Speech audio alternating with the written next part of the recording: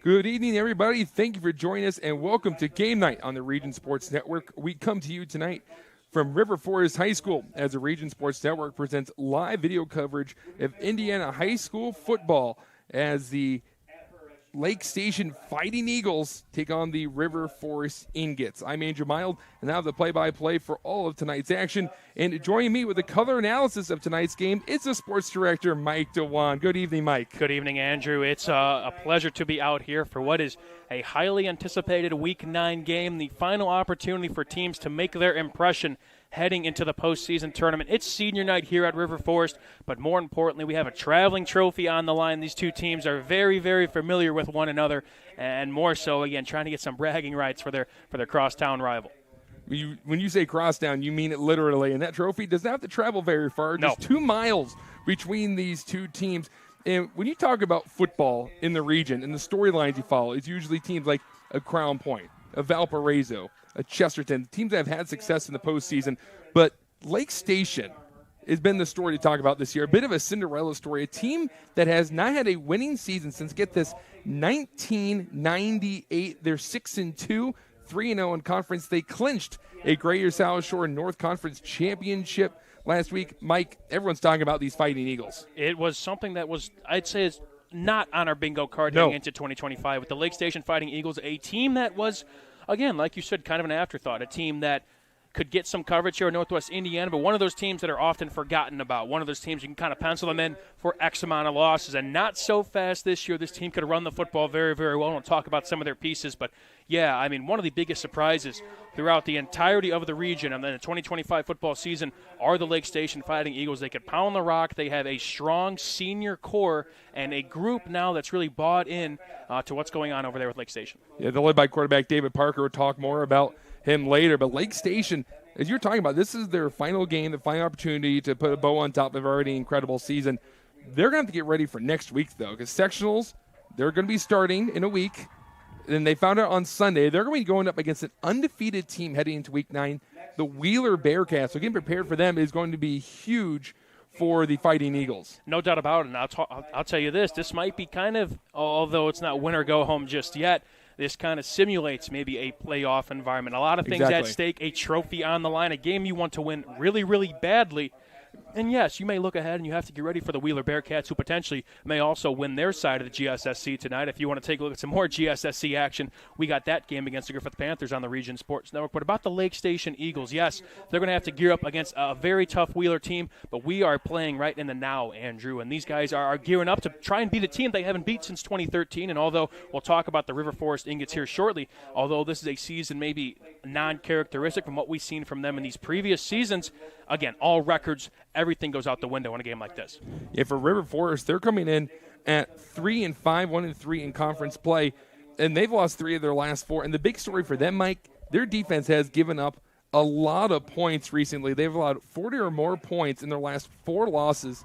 And then last week in their loss against Rensselaer Central, they surrendered 341 rushing yards and 5 rushing touchdowns. They're going to have to find a way to stop that heavy run attack from Lake Station. Yeah, they got to gear up quick and buckle up their chin straps because it's going to be a very similar game plan to what they probably saw last week. And I'm sure Lake Station, went through that film and say, okay, they're licking their chops to get out here for this one. About the River Forest Ingots, yeah, they had a solid year last year, but they got a new head coach and they got a new quarterback. They got a new quarterback as well. They got to replace a couple strong senior pieces. And Andrew, we'll talk about this throughout the course of the broadcast. When we're at these smaller schools, when you lose one player, most times you lose 2. Because they're also playing defense as well. You might even lose 3. I think Aiden Silver, who in the River Forest, someone's been playing for 4 years, who graduated this past spring.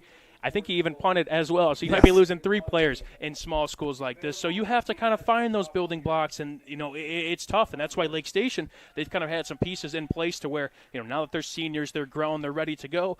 River Forest right now kind of where they're at in the rebuilding phase. They're kind of where, maybe their opposition was in these past few seasons. It's hills and valleys, and they're still trying to kind of find those pieces to kind of grow and obviously start this new regime here at River Forest. We'll talk more about this game after we take a short break. We'll be right back here on Game Night on the Region Sports Network, the only game in town. At Strachan Van Til, we believe grocery shopping should be simple. Now, shopping is easier than ever with our new and improved website. Find what you need fast. Browse your favorite products, add them to your cart, and check out in just a few quick steps. Choose between convenient in-store pickup or let us handle the heavy lifting. From our shelves to your doorstep. Skip the lines, shop your way, and spend more time on what matters most. With our rewards program, enjoy incredible savings and personalized offers every time you shop. Shop online now at strachanvantail.com or download our app today. Hi, I'm Crowell Company's Lantern Man. If you're a contractor, it's my job to make your insurance coverage simple and affordable. Because I know time is money, I'll come to your business. Certificates and bonds are a snap. Wherever you are, whatever business you're in, we've got you covered. As Crowell Company's Lantern Man, I'm your insurance superhero. Crowell Company's insurance professionals. Highland, Merrillville, and Michigan City. We're back. Andrew Mile with Mike DeWan on the Region Sports Network. Thank you for joining us on this Week 9, concluding the regular season. We were talking about Lake Station and River Forest, and for Lake Station, they are led by their three-headed monster, their quarterback David Parker, and two running backs, Oscar Alderson and Caden McNeil. But Mike, David Parker has just jumped off the page this year. Yeah, we were fortunate enough to look at Lake Station earlier this season. We did their game against Whiting, and David Parker's going to be a name we're calling a lot because not only he's one of those guys offensively who's going to be the signal caller, going to a lot of direct snaps and a lot of opportunity for him to make some plays. He's also one of those guys defensively as well. But Parker, I'll tell you what, he wears that number 1 jersey. He runs really hard. Kind of reminds me of a Cam Newton, if you will, given his running style. He's quick, but he's a big body as well. He's not easy to take down, and it starts with him. Again, north of 1,000 yards on the season. But then you got Oscar Alderson, another guy in the backfield who's, if he didn't miss a game, he would be over the 1,000-yard mark too, and he's trying to eclipse that mark here tonight, Andrew. But I mean, this is a group that they want to control the clock, they want to control the football, keep hold of the football, but don't sleep on their passing game as well. David Parker can throw the football. He's pretty efficient as well, and obviously, when you have a rush-heavy attack like Lake Station, as defense, you're getting in the box, you're trying to stop that, and all for Lake Station, if they get a pass play, try and throw it over your head. Coincidentally enough, David Parker completed 2 passes last week in their win against Boone Grove, both of them to Oscar Alderson. On the other side for River Forest, we were talking about how Silver is no longer with the program, so they had to go to a new quarterback, and they turned to a senior in Marcus Harris. But, Mike, last year River Forest was known for the ground and pound game. They really like to run the football. This year, with their 3 explosive receivers in the Malave brothers and Michael Turner, they're not afraid to throw the ball deep, throw some screens, and see if they can make them plays themselves. Yeah, I think, Andrew, looking at the key of this game and see kind of, what team might prevail in this one, it's going to come down to ball control. And you have an offense with the River Forest ingots that if they throw the ball and you get a couple more incompletions, that may kind of stop the clock. And with Lake Station, on the other hand, if they move the sticks, they keep the ball on the ground, they're going to keep that clock moving. So River Forest, again, heading into this game when we're just north of 6 minutes till kickoff, everything kind of goes out the door. But for River Forest, yeah, you got some new faces and some new places. Marquise Harris was one of those guys at the receiver position last year. And now, again, in a small school like this, you may not have another Aiden Silver walking through your door for quite some time. So you have to adjust.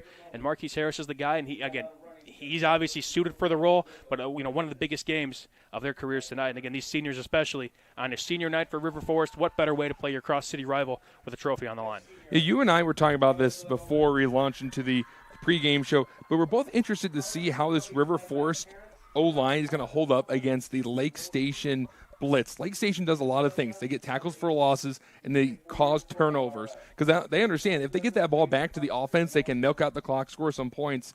But how is River Forest's O-line going to be able to communicate when it turns into a numbers game? Sometimes 7-on-5, and it turns into Harris running for his life. Yeah, I mean, again, when you have blitzes coming in like that, most of the time it's going to be man coverage. So you have to get the ball out quick, and you have to make sure your running back especially serves as kind of that extra protector to pick up those linebacker blitzes. And there's got to be a lot of talk up front because, yeah, Lake Station is very, very aggressive as a defensive unit. Get this, Andrew. As a team, they have 23 sacks and 65 tackles for losses. I don't know who their stat guy is. Might be giving them a couple brownie points, but if those numbers are true or not, those are some mind-boggling numbers, and they're hoping to improve those totals tonight. But River Forest, you have to do your best to not let that happen. Maybe bring in another tight end, chip a guy or whatnot, and make sure those running backs working on pass pro all week.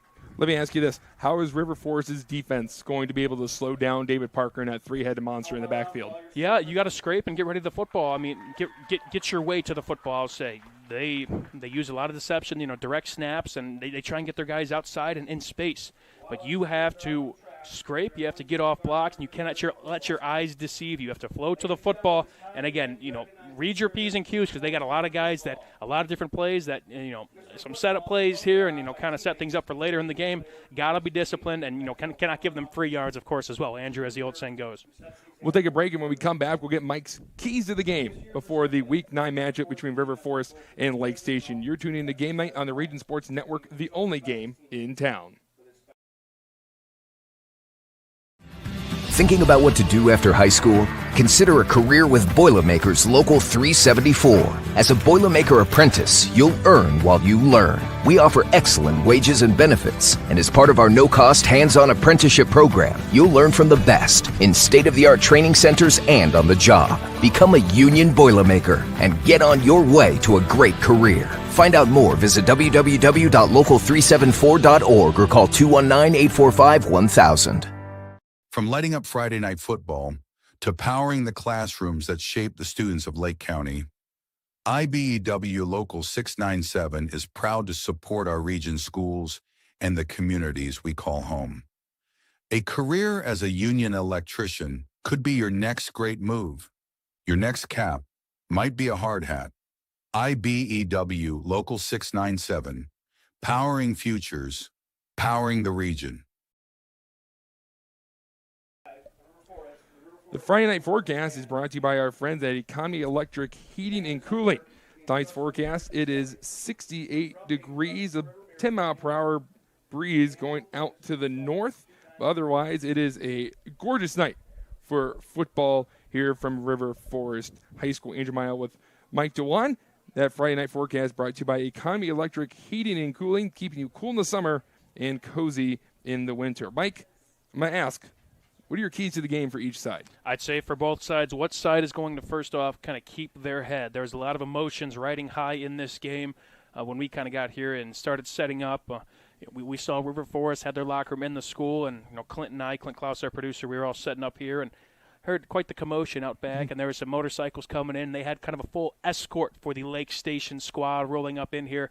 This is a game that means a little bit more, and this is, again, a rivalry that, as crazy as it sounds, it almost kind of affects your everyday life. I mean, this is kind of built in, two communities where your neighbor might be a Lake Station family while you are a River Forest family. And so kind of whoever comes out of these games, you might wear your shirt a little bit more when you walk out with the W. So I think for both teams, Andrew, is to know what team's going to kind of keep their head and not let the emotions get the best of them and make, kind of those mental mistakes. And you and I kind of hit it in the pregame. Lake Station's a team that runs the football very, very well. They want to control the line of scrimmage and, most importantly, keep a hold of the football and milk that clock. And River Forest, I think you hit on it well in the pregame. Lake Station's a defense that is very, very aggressive.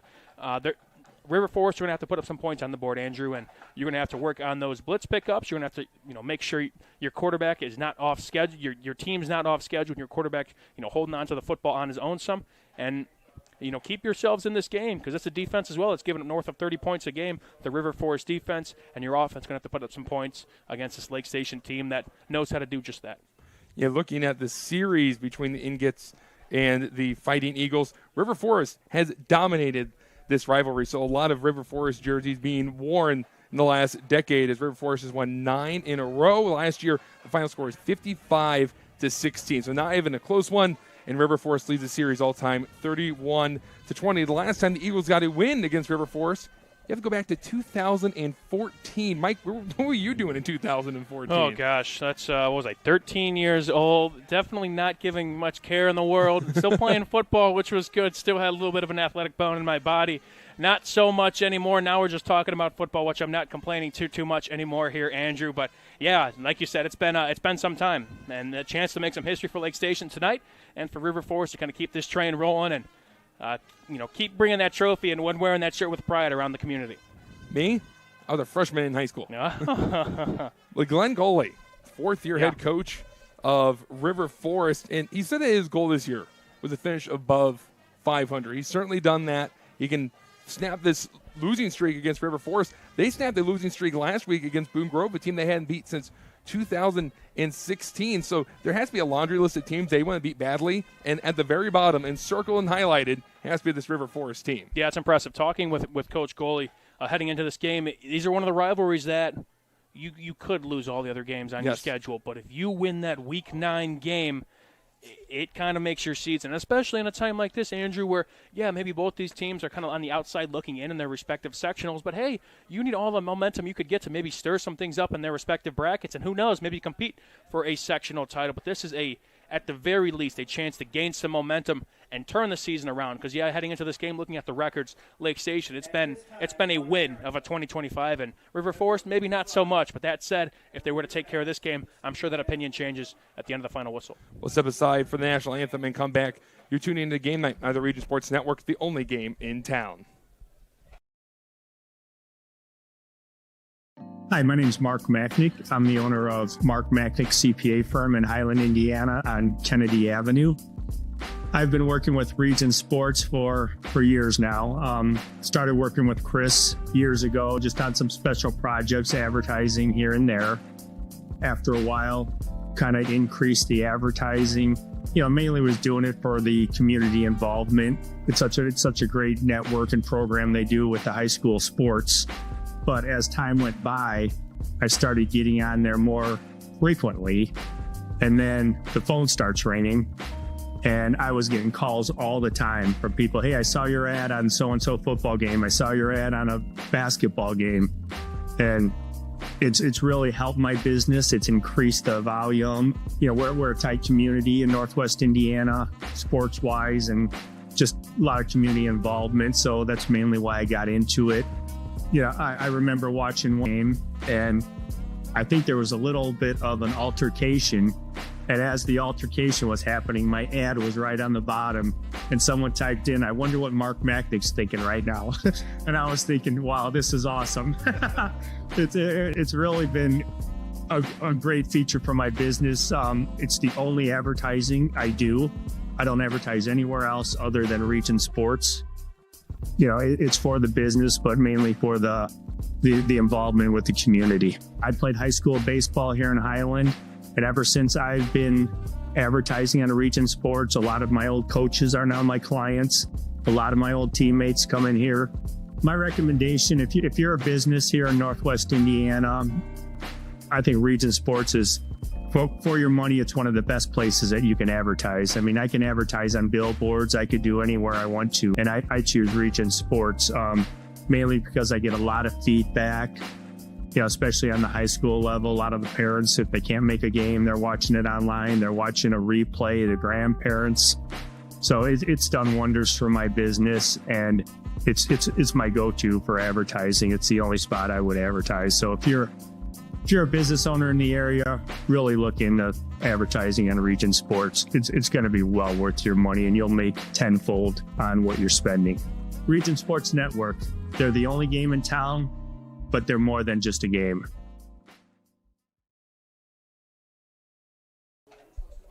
Check out the IBEW Local 697 electrifying plays from this week's football action. Visit regionsports.com, Facebook/Region Sports Nation, or on Instagram. The electrifying plays presented by IBEW Local 697. Visit IBEW697.org to find out how you can start a career as a union electrician. Andrew Mild with Mike DeWan. And Mike, you've seen, I would say, about 99% of these plays. Is there a play that has been your favorite this season? Oh, you're putting me on the spot here, Andrew Mild. Maybe we still haven't seen it yet. Maybe not. We still have the tournament to go. We still have this game right in front of us. Oh, man, now I got to really put the thinking cap on. I'll try and get back to I did not think I'd be answering that question here tonight. There's so many good plays, so many good athletes, and again, for those of you that looking to tune in and maybe try and find the top plays, listen to Andrew, hit up our Facebook, our Instagram for the electrifying plays. But I'll be sure to get back to you by the end of tonight. But I don't know. Sorry to give you the politician answer here. I'm going to go with the Dalen Simpson strip touchdown. That's a good one. You're at that one. Yes. Give me that. All right, that was a big man touchdown before the half. Clinton was there too. So, yeah, there's been some good ones. Good ones all around. Great athletes, and every play's great. Every play is electrifying, but some maybe more than others. Maybe here tonight, too, in a big game. Andrew cannot wait to get going as the captain's soon to be meeting up at center field. And things rolling. A good crowd on here tonight for both River Forest and Lake Station on each side. And Mike's White, the two teams about to walk out to midfield to see who's going to be starting off with the football and who will be kicking it away. For Lake Station, they won 3 of their last 4. The only loss was a bad one against East Chicago Central, final score of 58-20. So something's telling me, Mike, when you look at the two teams and how explosive their offenses are and somehow their defense can be a little lackluster, if you're a fan of offense and explosive plays and yards being racked up, this is going to be your game. This is the game that hit the over on. No doubt about it. It's a bunch of playmakers all around the board, and defense I think is going to be kind of the key in this one. Who's going to make that crucial stop? But yeah, like you said, there's playmakers. There's the high potent offenses with again a lot of electrifying plays. You talk about one of the players that has found their name on there quite a few times is David Parker of Lake Station, is Oscar Alderson of Lake Station. 2 players that are big for the big plays. River Forest, they might be lacking kind of that department, but again, why not tonight? Lake Station, as you see against that game against East Chicago Central, they give up the big play, and that's sometimes they did that against Whiting when we saw them a few weeks ago. So anything's kind of possible, but I mean, in terms of the big playability, watch out for Lake Station. That's going to be another key for River Forest to try and limit those big gains, those chunk plays, if you will. Yeah, Mike was talking about it earlier with the offense for Lake Station. If you haven't seen it before, you're going to be in for a doozy. It is a very, I would say, unique sort of offense. Misdirection plays. They're going to have counter plays, any way that they can to get on the outside and seal it and have the lead blockers and that convoy. But for River Forest, getting away from that run-heavy offense from a year ago, now pass-heavy, and we'll see what type of offenses we're going to see tonight as we're getting ready for the coin flip. Yeah, like you said, I love our cameraman, Paul Avila, but he might be tested a little bit here tonight with that Lake Station offense.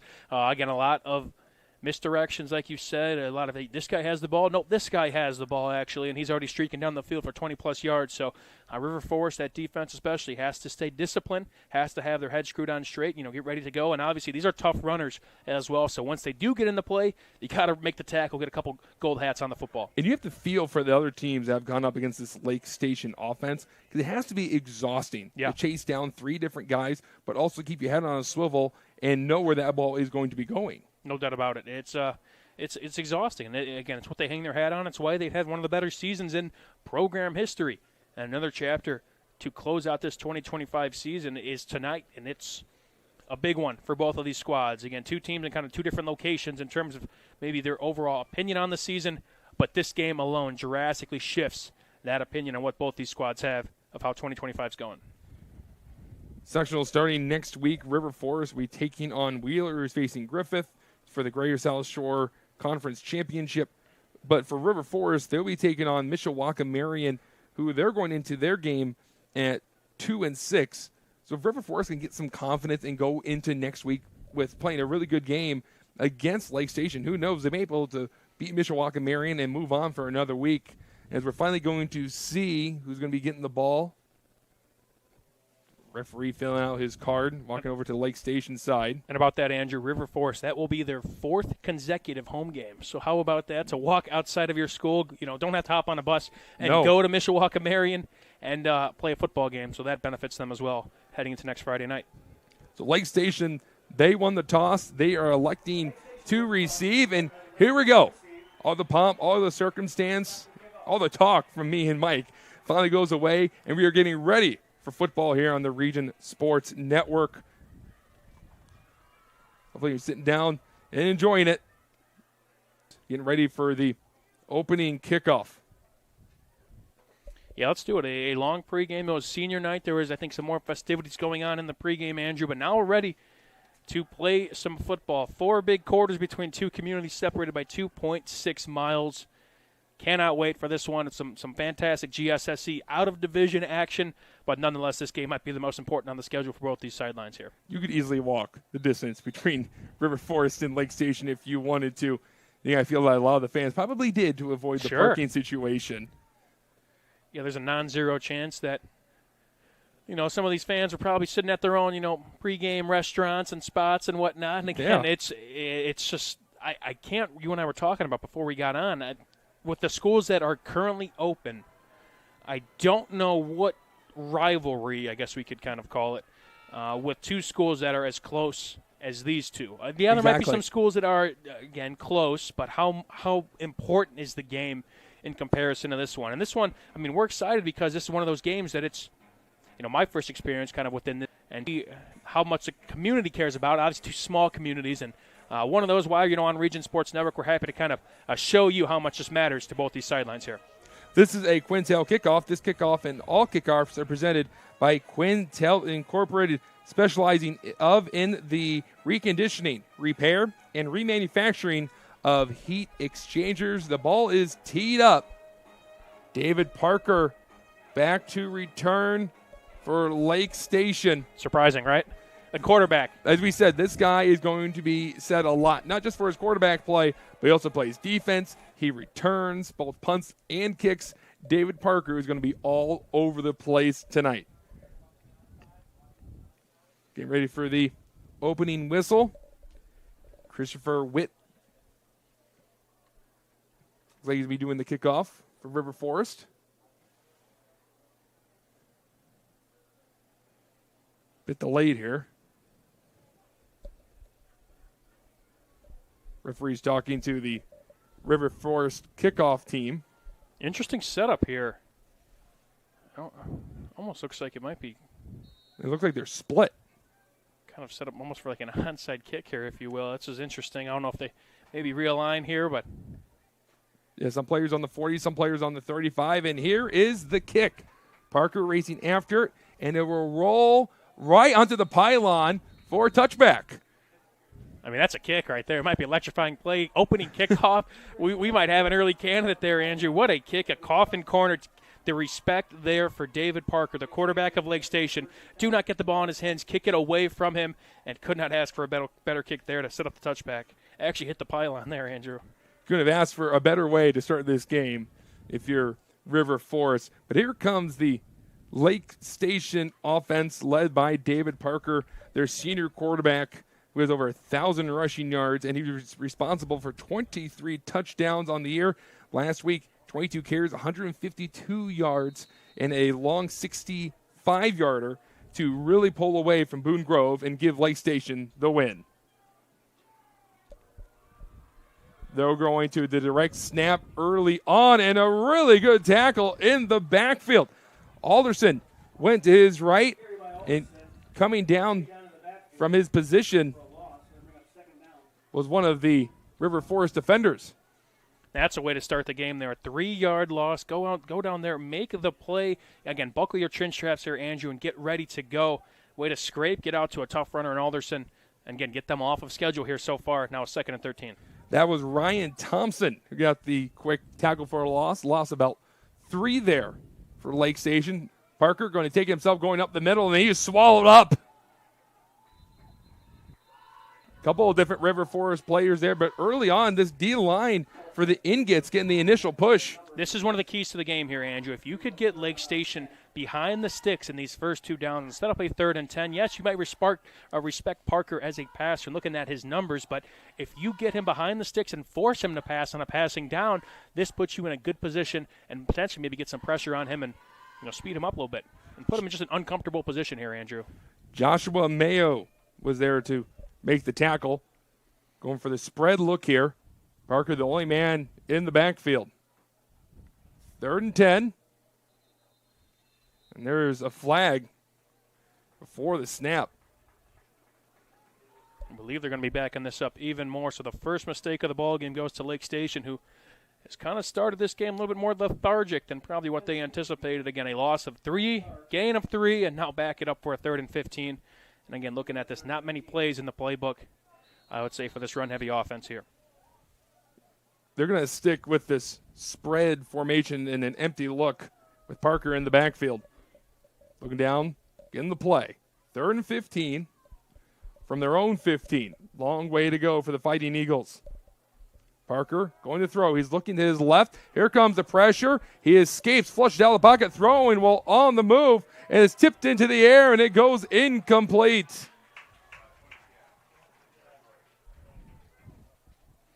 And that's how you draw it up there, Andrew. You get him on a 3rd and 15, got some pressure there, and Parker does a great job at improvising. Starts left, rolls out right, just throws across his body.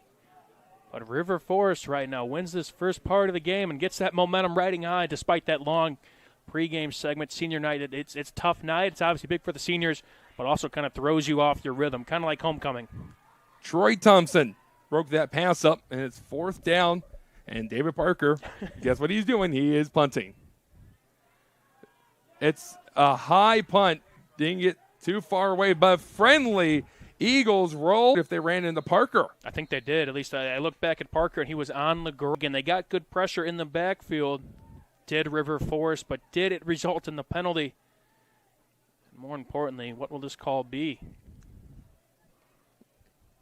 At the very least, a punt that did take a friendly hop. Yeah, they're marking it around the, would you say that's a 48? Natural playing surface, so they don't have the yard markers. We only have the increments of 10. And that, I think, running into the kicker there, so now I think that keeps the offense on the field. We've already signaled first down. Yeah, personal foul there, Andrew. That will reset the sticks. And we talked about River Forest that did a great job of forcing them out, behind the sticks, out of schedule. And now you shoot yourselves in the foot. And what is the biggest mistake so far in the early parts of the game? Given Lake Station, you said a change. You said that in the pregame show. The team that makes the less amount of mistakes is going to win the game.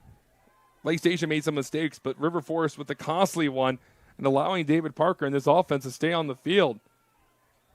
And they're going to get a man to jump. It's Mayo on this near side for River Forest, but the flag's being thrown from the far side of the field, and this is going to be on River Forest. There's one thing that was sort of under the radar for David Parker. He has a really good hard count. Yeah. Yeah, he's got to. He got one of those things in his bag, if you will.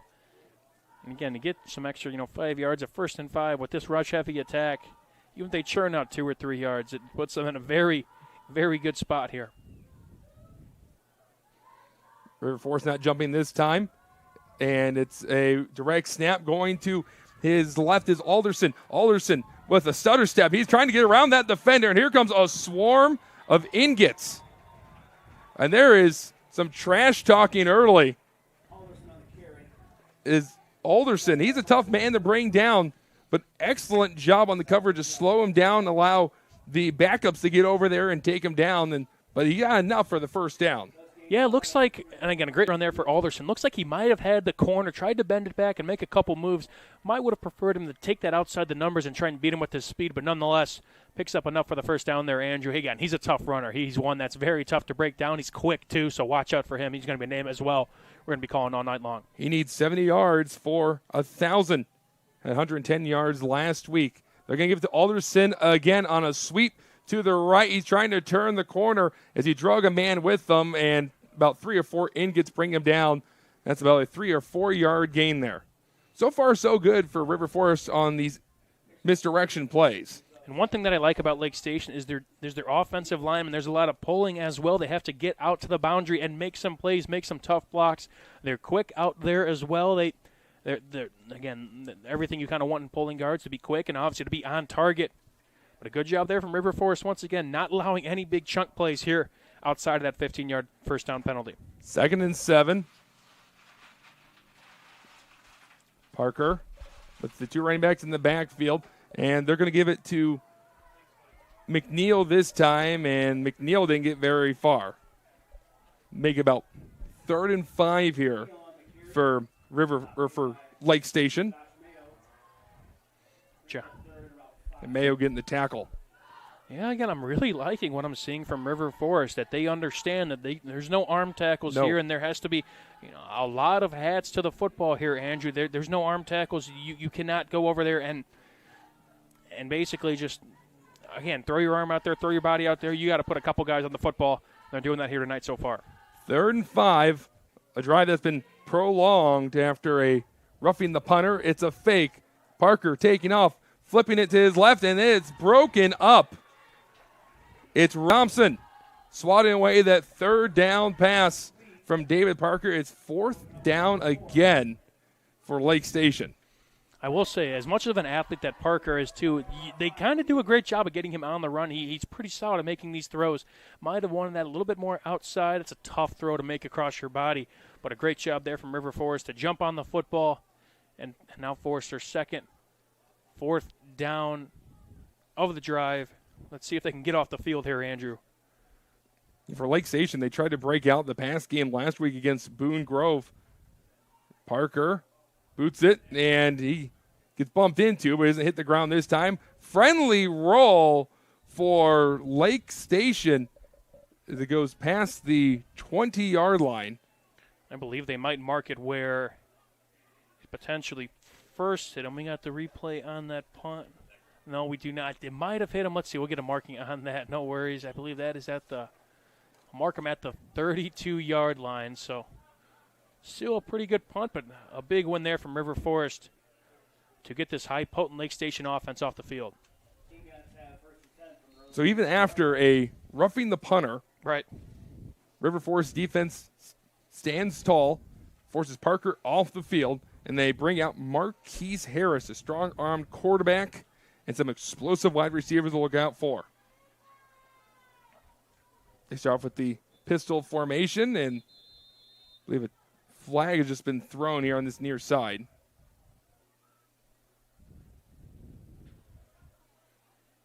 Referee here in front of us started walking Blues whistle. Don't see a flag. I see some yellow cleats, but not a flag.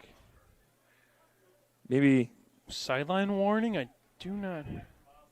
Oh, we got word up here in the press box. Did not have his mouth guard in, so an equipment warning there. I think second offense would, I believe, result in penalty yardage. Pass early on. Quarterback running, and he's got plenty of space, and he'll get the first down. Marquise Harris is a Four Seasons Mechanical first down. Didn't like what he saw, and Mikey took off. Two quarterbacks that could really make some money with their legs, and right now they're Marquise Harris. We talked about a lot about David Parker, a name we'll call all night, but Harris, again, the converted kind of wide receiver / DB, now thrown into the quarterback role and making plays as an athlete here on his first play of the ball game.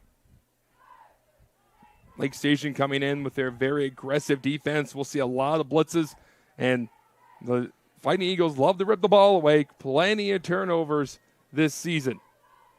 Three receivers to the right. 1st and 10 from their own 43. Harris going to throw again, get rid of it quickly. Batted up into the air and caught. And there he goes over to his right, and that will be a first down.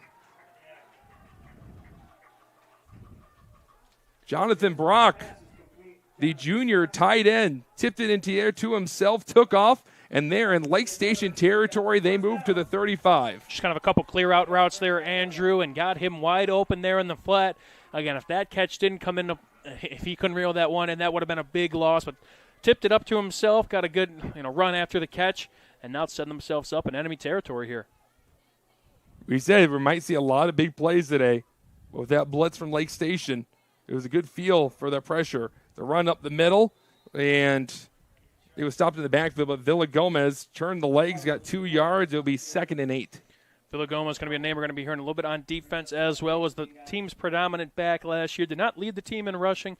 That was Aiden Silver's department, but Villa Gomez, an experienced guy in the backfield, arguably this offensive leader for the Ingots.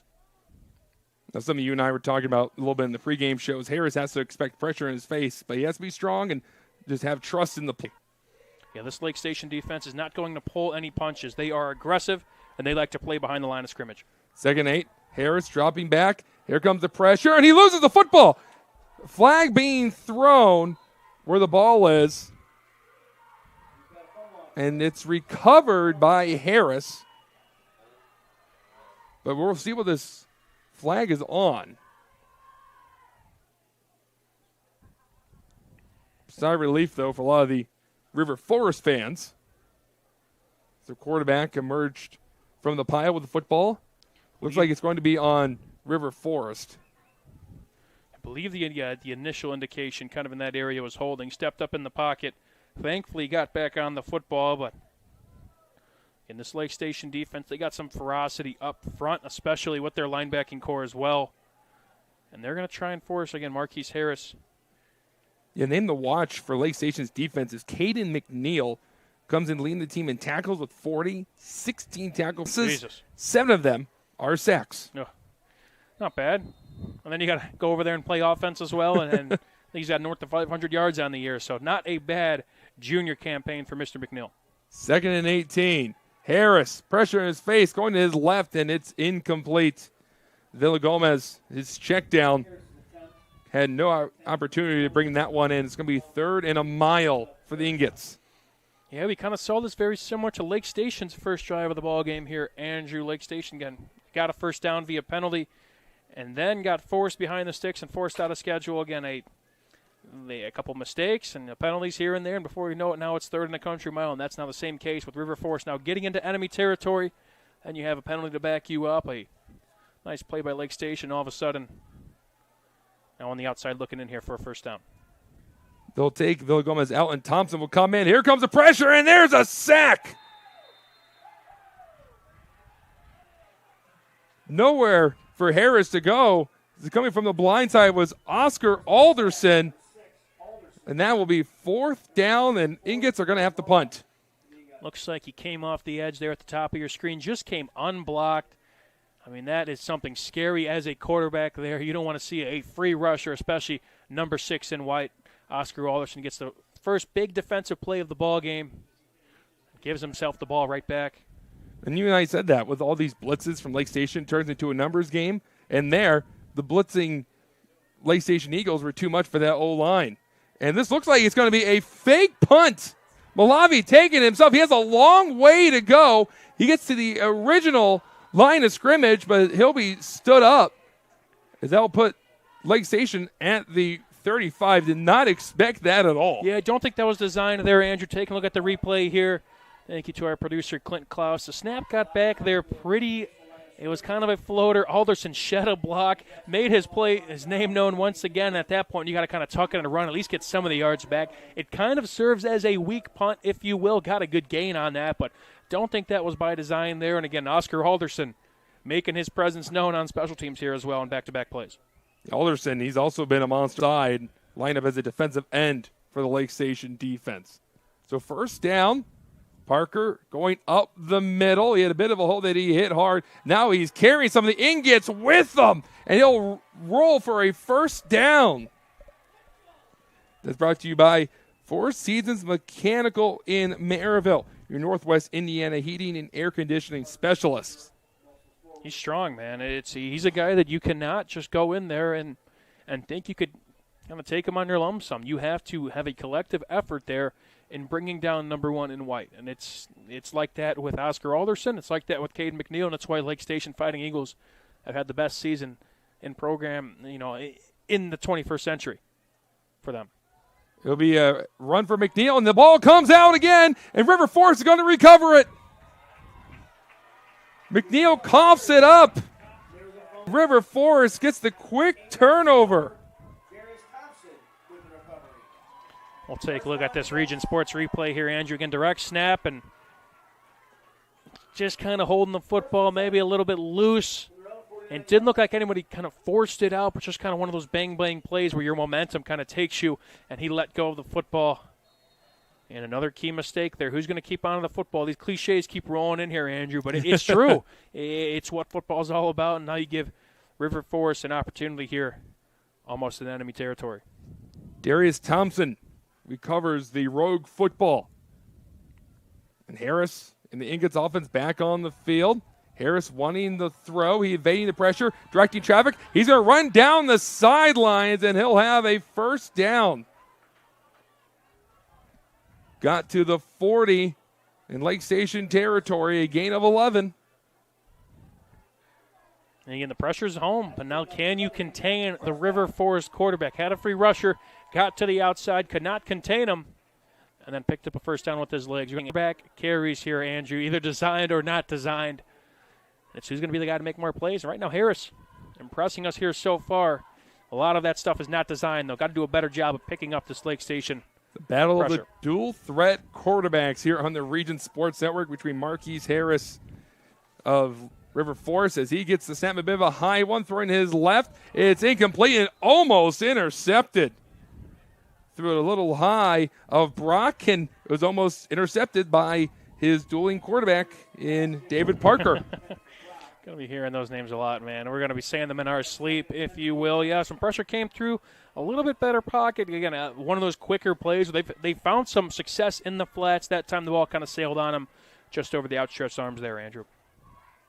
Looks like you threw off that back foot a bit, just trying to get rid of it quickly. Yeah. That's what led to it sailing. Because then it kind of hurts the mental when you get some pressure into you. Now it's like, okay, now my clock is immediately sped up and just want to try and not hurt my team. 2nd and 10. They're going to hand it off to Villagomez to the left, and he'll be tackled for a 1-yard loss. That's what River Forest was looking at. They understand that the way that Lake Station plays their defense, they want to force you to throw the ball. And by the time Gomez tried to get ahead of steam, there was already 3 Eagles in the backfield. And now Lake Station, like you said, force them to throw the football. And now when it's 3rd and 10, 3rd and 11, we want to try and back it up even more if you're the Eagles. They're going to send that pressure, and they're going to rely on their DBs to be sticky and play that man coverage, but also more importantly to get in the backfield and speed up this throw here. Might be a good time to go to your security blanket, Jonathan Brock, who had a first down reception earlier. 3rd and 11. Thrown from his back foot, and it's off the mark. And he tried to go back to Brock. It'll be 4th down. And kind of this feeling out process here. I'd imagine this first quarter, again, a lot of nerves kind of built up. Again, it's a fun night here at River Forest. You have senior night. You have a big-time rivalry game. There's a lot of things going on here, and obviously, the first quarter is always kind of that feel-out process. And both these, teams here so far, a little bit of mistakes, a couple turnovers here, a couple penalties. Now, still some time to go here in this first frame, but definitely the feel-out process is alive and well here. For River Forest, they're telling Harris it's easier said than done, but he has to plant his foot and throw because a couple of guys were open, but with him throwing off his back foot a little off the mark. The flag comes in. The punt gets away. It takes one hop into the lap of Parker. Parker is going to be swallowed up as there were plenty of ingets on the coverage, but we'll see what this flag is. Impressive work there by the ingot punter to field that one off of a hop and get that punt away. But like you said, that flag came in early. I'd imagine maybe offsides, or did we see a call on the field? I must have put my head down and missed it. I think I did, but great work there from the River Forest punter. Looks like they're going. So this might have been on the ingots, and now if they're walking this back, they might ask them to repunt this. There it is. I think that's the right decision. Yeah, we haven't seen the call. And there's the flag here on this near side right in front of the River Forest bench. But now they're going to move the football back. We'll see how far they go. This could be illegal formation, false start, somewhere in that general area. Yeah, I like this call here. Again, there's been kind of some errant snaps. Again, that last snap kind of took a hop, and a great play by the River Forest punter.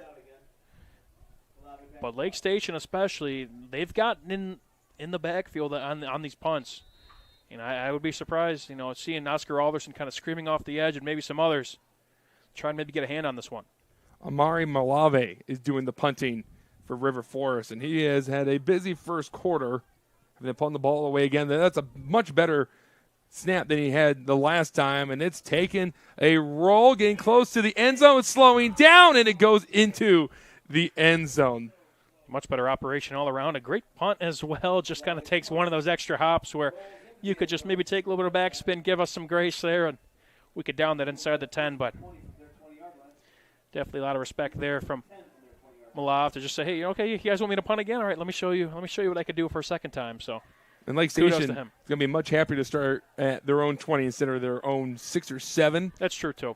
Where Parker was tackled before the false start was tacked on. Like cat mouse game early on between these offenses, but the defense is looking very strong. We thought maybe there's going to be a lot of points. The handoff to Alderson. Alderson trying to turn and he fights forward to about the 25-yard line, a 5-yard gain.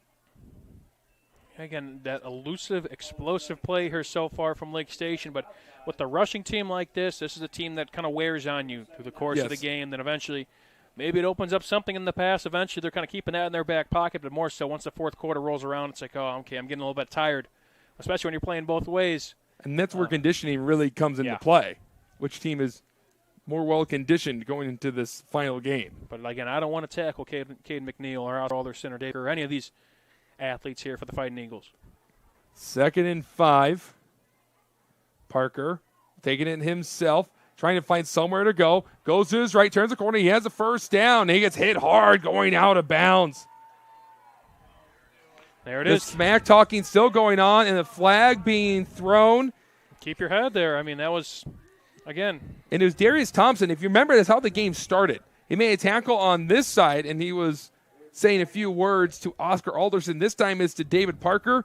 The referee gave him a warning. That time he isn't going to hear it. And this is most likely going to be 15 yards.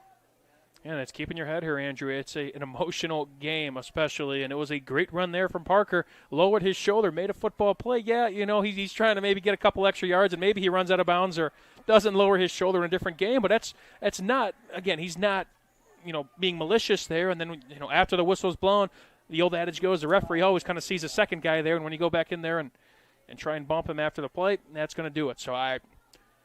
So getting those nerves out, getting the jitters out, and definitely, again, you cannot give teams like this free yards because, 15, that's a good chunk. I mean, that turns into a 28-yard play. 13-yard carry by Parker, tackle on the 15 yards. And for the first time tonight, the Fighting Eagles are in Ingots territory.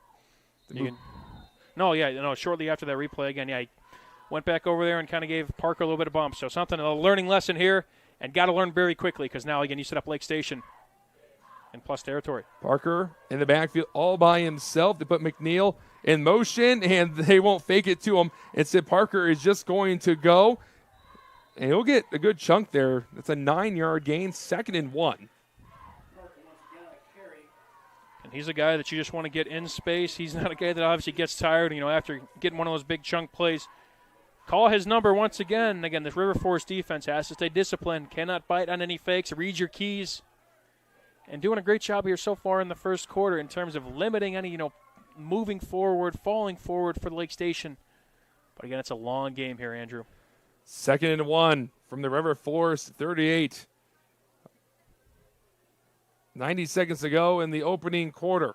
Man in motion, they'll give it to McNeil. He fumbled on the last drive. He finds a hole. He hits it hard. He'll get the first down, and it's taking about 4 ingots to bring him down. That's the one thing you can talk about consistently with Lake Station's run game is that their running backs and even their quarterback do not go down easily. No, it's all a culture thing. These guys are experienced as well. They've been playing on Friday nights for quite some time.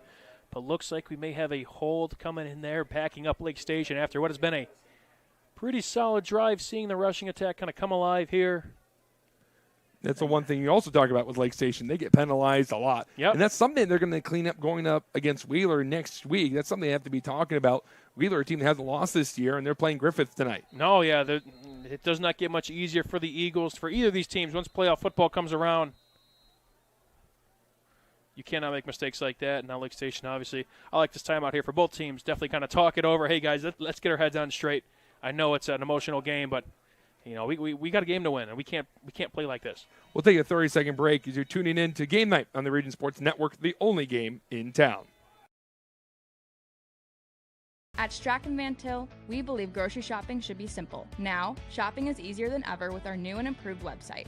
Find what you need fast.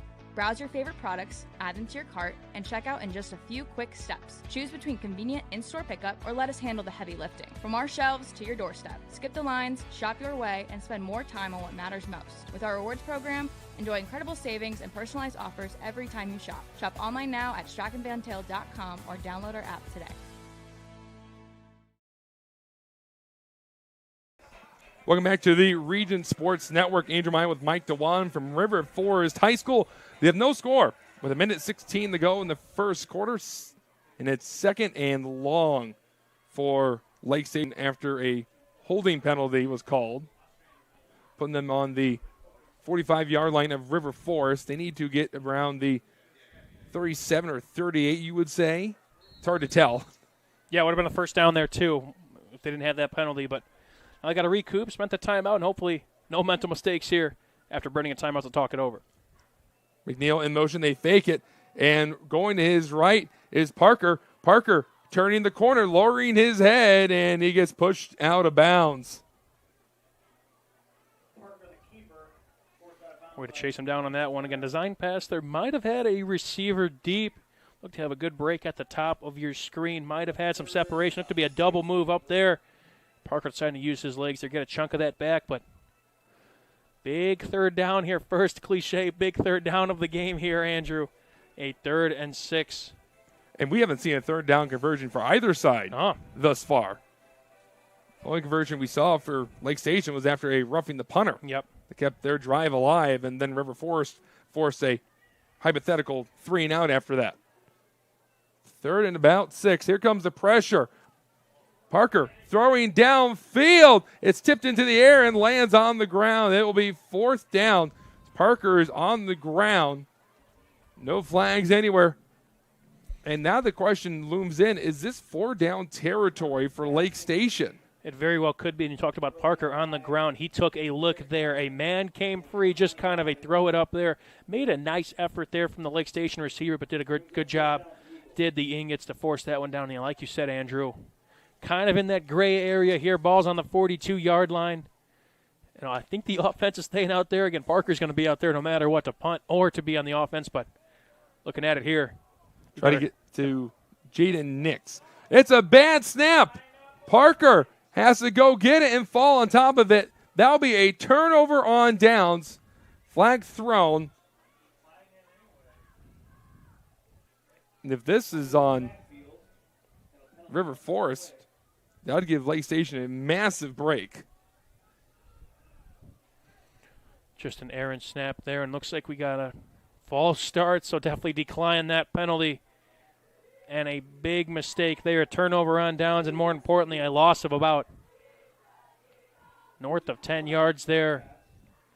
Just a snap that goes over the head of the Parker. That's a tough frame to miss.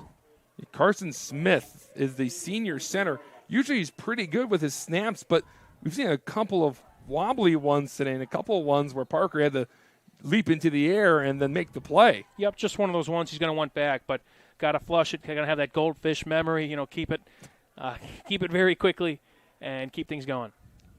Got to flush it. Still need to watch that show. It's been highly recommended. I've only gotten about 10 episodes in. It is pretty good, but I also got the attention span of a goldfish too. so there you go. Great show nonetheless. They're going to take out Darius Thompson, and Amani Malave comes in. The referee blows his whistle. I wonder if that was also a mouth guard. We saw that earlier. There was a receiver in motion, snap, and it's a setup screen play. And that was beautifully ran by River Forest as they find their intended receiver, and Monte Moore the second. A little bit of window dressing on the pre-snap. You motion out that running back to kind of spread out the defense, and you open things up in the middle. Again, one of those tunnel screens there. Got a good gain there to open up this drive here on 1st down. Looks like they'll have to snap it here before the end of the first quarter. That was a gain of 6 for River Forest, and this most likely be the final play of the first quarter as we're at 17 seconds. Man goes in motion. Here comes the pressure, and it's intercepted by the big man. Harris trying to dump it off, and it's intercepted, and Lake Station gets a much-needed turnover. Devion Henry. Now, Andrew, I like the play when it was first ran, but then to kind of flip things and run it the other side, I'm not sure. Yeah, it's the exact same play. Tunnel screen, and that time throw might have been a little bit low. Great play by the defensive tackle to react and make the play. But again, just the same thing on the other side of the field. And that's, Lake Station just reading that one out there, Andrew. That is the 9th interception by Lake Station's defense this year. And Henry, that's his first, if you can believe it. Love it. 6 seconds left. This will most likely be the final play, but referee's blowing this play dead. And they call a false start here. That's a killer. I mean, just you get that momentum on your side, and you a little bit jumpy, a little bit excited, and set yourselves behind schedule with the free 5 yards here for River Forest. Bit of a sloppy first quarter. A little bit. Good news is, still got 36 minutes to go after this. Yeah, and both these teams, I bet, are very at least content with the fact that they have not played great football. A couple turnovers on both sides. But despite that, it's 0-0 after one here, Andrew. Through one, no score from River Forest. You're tuning into Game Night on the Region Sports Network, the only game in town. Four Seasons Mechanical proudly serves Northwest Indiana, providing quality, reasonably priced, reliable service. With a quality and comfort guarantee, the professionals at Four Seasons Mechanical offer a wide range of services in heating, ventilation, and air conditioning. Whether it's residential or commercial, Four Seasons Mechanical is there 24/7. To find out more, the website is fourseasonsmechanical.com or give them a call at 219-756-7020. Four Seasons Mechanical, your indoor air quality specialist. With electrical services from Economy Electric Heating and Cooling, you can radiate the perfect amount of light and energy into your home. From rewiring and code upgrades to ceiling fans, lighting, security, and more, Economy Electric Heating and Cooling's trained electricians will make sure you can enjoy your home on full power all the time. For a free estimate on electrical work, call Economy Electric Heating and Cooling at 219-923-4441, and you can visit them on the web at 4ajobdoneright.com. That's the number 4ajobdoneright.com. Start of the second quarter. Andrew Mild with the sports director Mike Dewan. And Lake Station had an interception to close out the first quarter from Devion Henry. And it'll be 1st and 15 as a false start was called on Lake Station.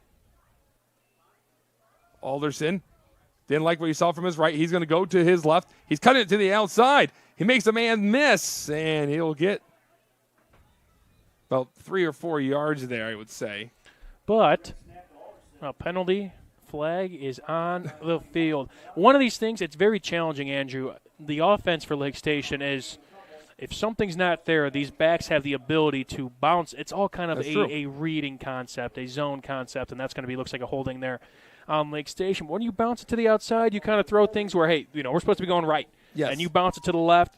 For those guys blocking downfield, you don't really know the guys behind you, and you might, it may lead to more holds. So it's tough. It's a lot of talent in that backfield and a lot of change of direction, but it may lead to a little bit more penalties, and it's just something that, can maybe be cleaned up on the outsides, but, it's tough.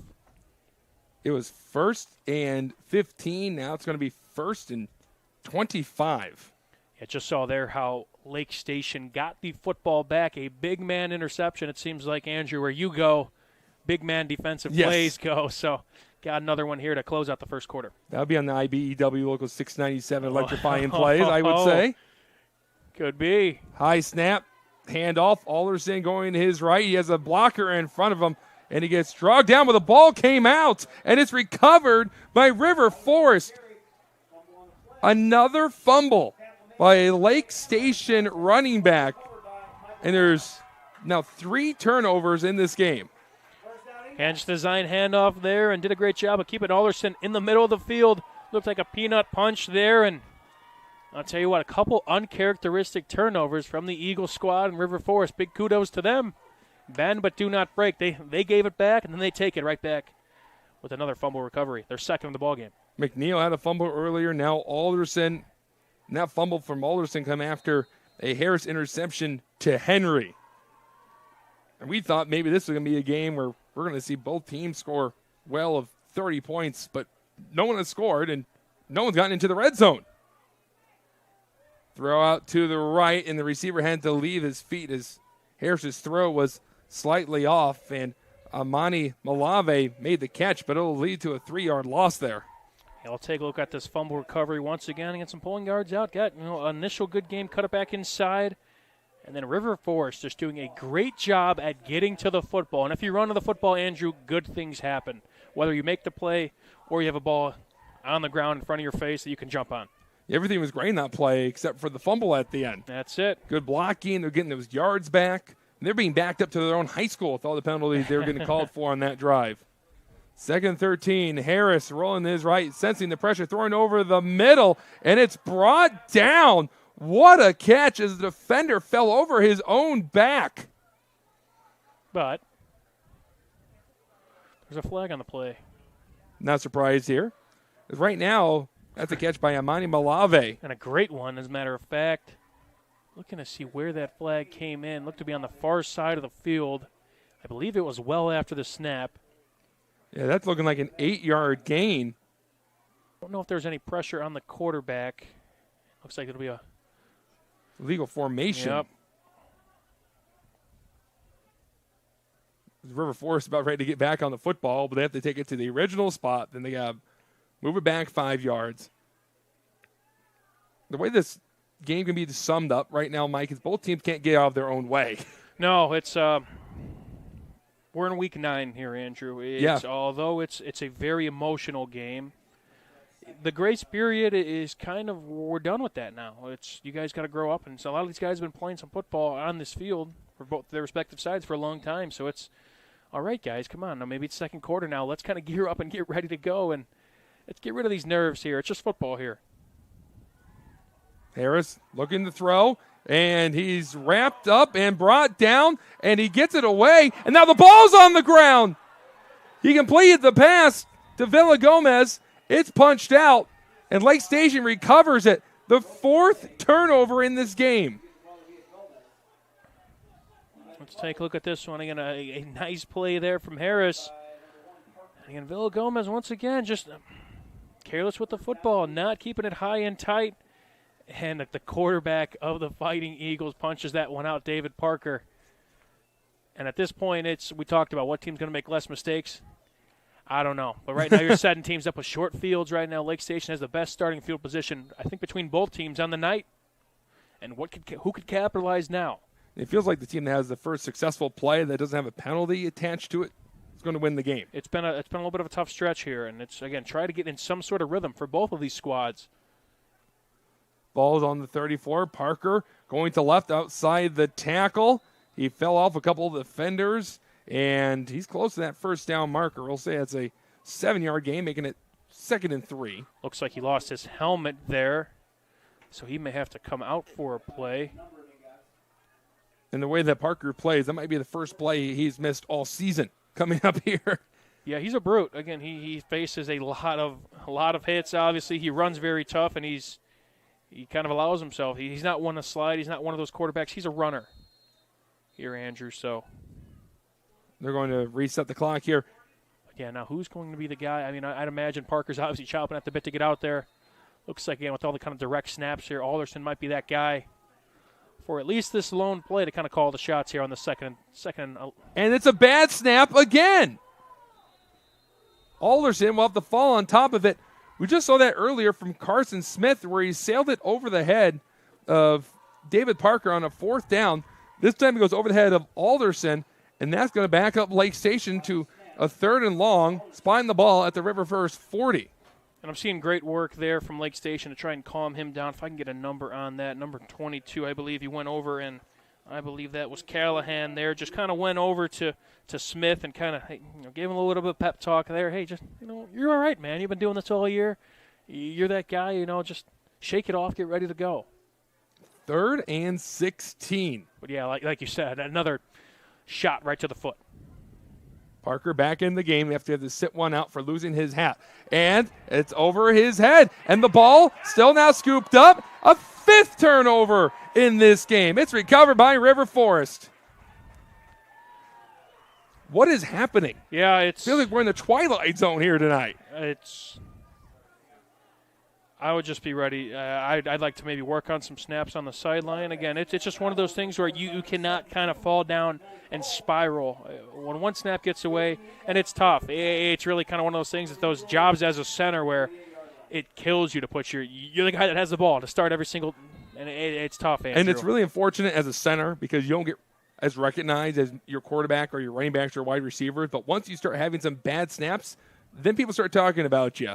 Sure. No, but I would think, again, he's off the field now. I would like to maybe try and just grab him. Obviously, Parker's on the field. But I would like to go over there, Andrew, and, hey, let's get a couple snaps. Let's just get you back in rhythm. And just it's like we're doing this all season.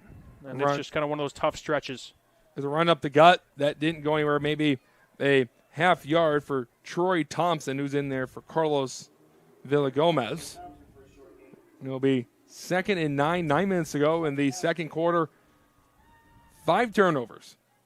3 from River Forest and or correction, 3 from Lake Station, 2 from River Forest. Who's counting? All right. Me. Yeah, it's been definitely a lot to clean up here. Here comes the blitz. Harris feels it. Flushed out of the pocket. Going to his right. He has an open lane, and he throws it well beyond the line of scrimmage. He had an easy first down, and by the time he already passed the line of scrimmage and about 3 or 4 yards away from it, he decides to launch it to the moon. Just lost track of where he was on the field, but, yeah, he had some green grass in front of him there, Andrew. I didn't see any black hats over there. We'll take a look. They're rolling out right again. Everybody going deep. Yeah, he would have had the first down and probably 5 to 10 yards more. Well, that's tough because it's an illegal forward pass, so not only is it a loss of yardage, it's also a loss of down. Yeah, it's tough. It's a sack here, Andrew. I mean, it's the mental lapses in this game for a bit being week 9 has been sort of alarming, you have to say, for both head coaches. Your season's on the line next week. You can't be making those mistakes against a Mishawaka Marion if you're an Ingot or an Ingot. And you can't be making those mistakes when you're going up against Wheeler. No, it's both these teams. There's a lot to clean up, and these coaches will get to that. I mean, I'd say, again, a little bit of grace in some big rivalries in the first quarter. Now, okay, guys, we should ease into this now and maybe see some the offensive play calls, maybe kind of adjust to that. 3rd and 13. Lake Station dropping in the coverage. Harris taking off. He's getting close to that marker, and did he get it? Looks like he's going to be short. Going to be 4th and 2. That's a great job by Harris to set up a very manageable 4th and short, which I'd imagine would be 4th down territory here, Andrew. And at this point, River Forest has been clean operations on the snap. Now it's just, hey, let's get that push. Let's not get any yellow laundry on the field and try and chug away for 2 more yards. This is Four Seasons Mechanical 4 down territory here. Visit them on the web at fourseasonsmechanical.com. And indeed looks like the River Forest is going to gamble a bit here. Harris throwing quickly to his left. It is completed. They'll have the first down. Parker trying to rip the ball away, and he does. It's on the ground. A 6th turnover. Unbelievable. Michael Turner had the first down. He was held up, and Parker forces it away, but now the referee's going to talk about it. They might say that his forward progress was stopped. Yeah, just kind of one of those bang-bang plays where a lot is going on there and just trying to claw at the football. But it looks like this Lake Station offense is coming on the field. And again, the roller coaster, you get the first down, and we put the ball right back on the turf. Or the grass, I should say. Yeah, Parker, once again, another forced fumble we saw there. Now, just get back out there on the field and try and do something offensively. And again, I think it's the name of the game here, Andrew. How will these snaps look? Smith still at center. Turnover on downs from a bad snap. A turnover on the last drive due to an errant snap over the head of Parker. Parker in the backfield by himself to start this drive at their own 35. This is a good snap. Parker fakes it, going to his right, trying to turn the edge. His first down and plenty more as he'll go out of bounds and then try to sell a hit from Thompson. You're not going to get a Oscar for that one. I think we got a clean play here, Andrew. Let me take a look. No, yeah, we got yellow cleats, but no yellow flags. And, yeah, to not discredit the play there, Parker, again, kind of that quarterback counter. And a nice little sell job there at the end. Could not get the yellow flag on the field. But after forcing that fumble, uses his speed, gets to the outside, and picks up one of the biggest plays here of the night. Bit of a Patrick Mahomes type sells over here on this near sideline. They're now on the River Forest 40. High snap. Alderson was able to bring it in. One-handed good block by Parker. Alderson charging ahead, and now he's being pushed back by the Ingots. No gain on the play. It'll be 2nd and 10. And it looks like there's a River Forest O-lineman that's hurt as he's currently on the ground. We'll get a name and number for that, but I got to give a big shout-out to this officiating crew. This was a game coming into it we figured would be chippy, and we've kind of seen it on every play that, again, there's a lot of jawing back and forth.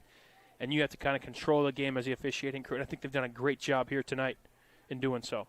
As a treat to this fallen eagle, we will take a break here on the Region Sports Network as you're tuning into Game Night on the Region Sports Network, the only game in town.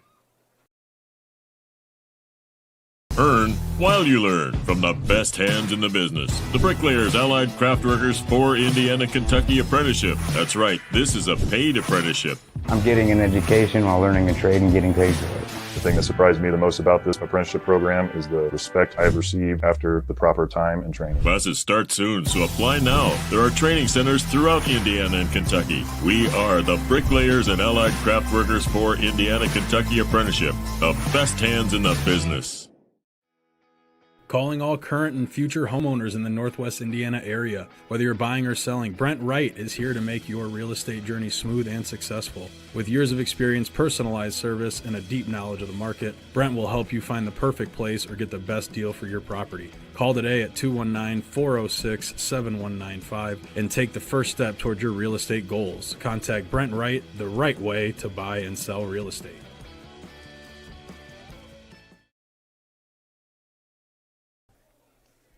Visit regionsports.com, Facebook/Region Sports Nation, Instagram, and Region Sports Network YouTube for this week's Home Improvement Top 10 presented by Ennegenberg Exteriors.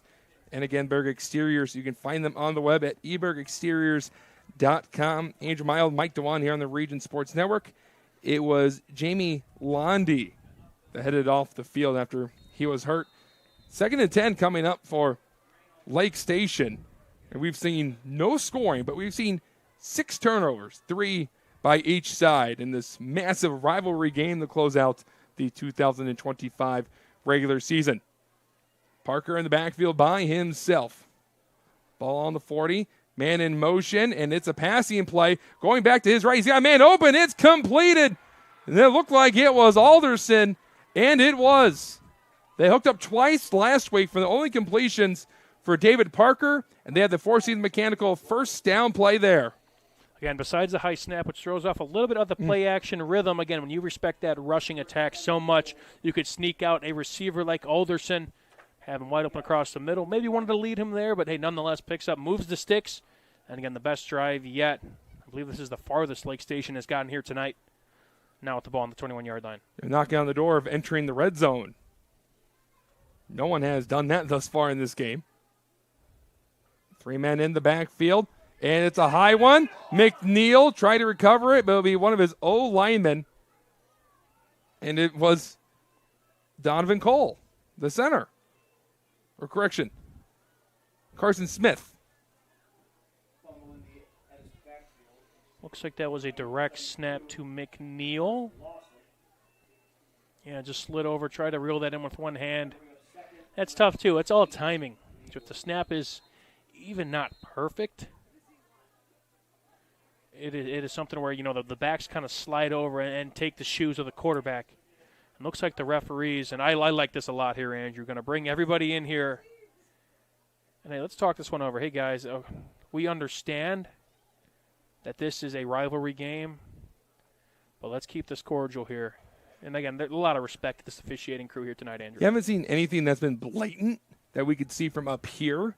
Can't hear it, though. Since that 15-yarder that was called. And everyone on this River Forest side said, don't do that. But whatever's saying downfield, though, is being led to the referees bringing them together and trying not to make sure it doesn't escalate much further than trash talking between the two teams. Yeah, we're all for a little trash talk here and there, but that's the game of football. Keep it under wraps. Keep it maybe PG-13, if you will. You can get away with some things. You'd be surprised the language that some high schoolers have, Mike.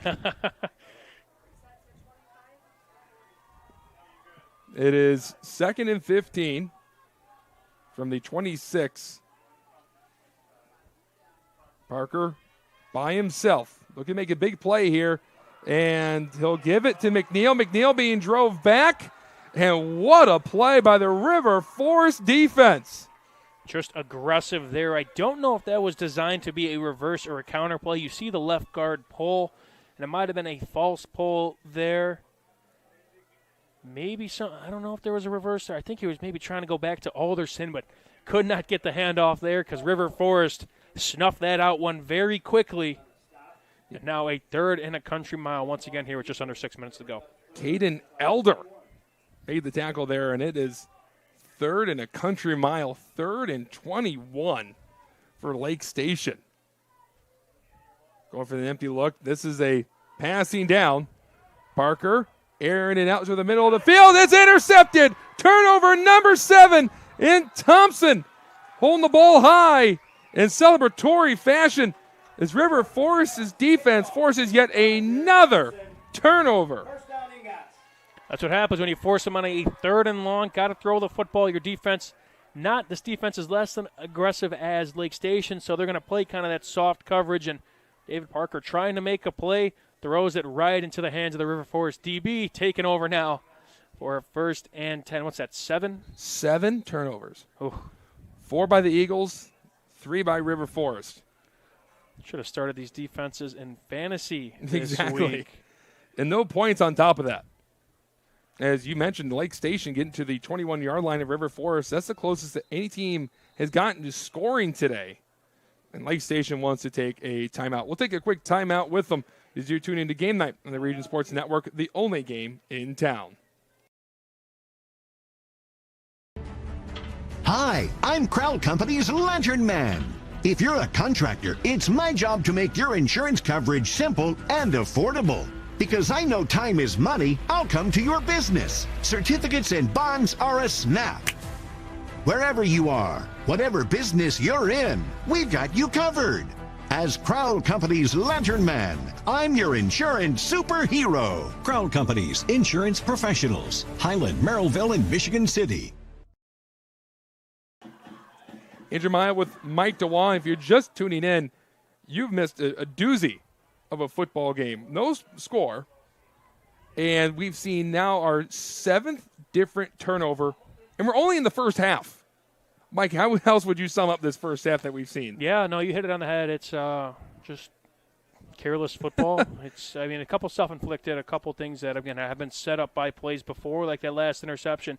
It was a 3rd and long. So, again, River Forest, what they do there, again, they're trying to, play deep and not allow anything beyond them.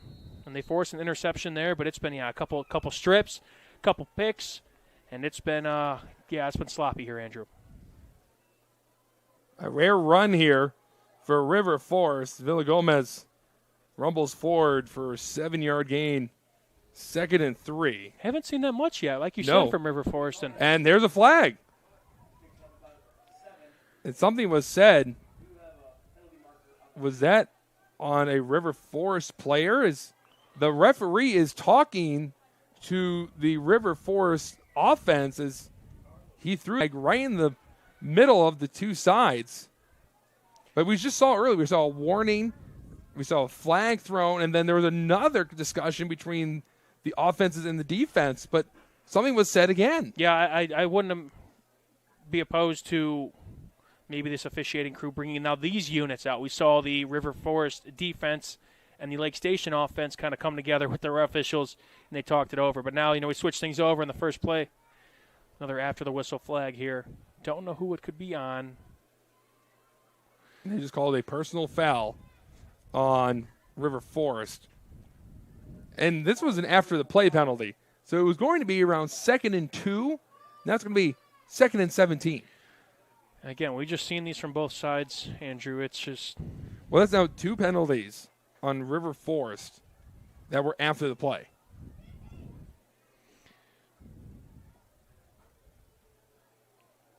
Highly emotional game, getting the better of both sides, where they're being leaned to these personal foul penalties after the plays, or even the turnovers.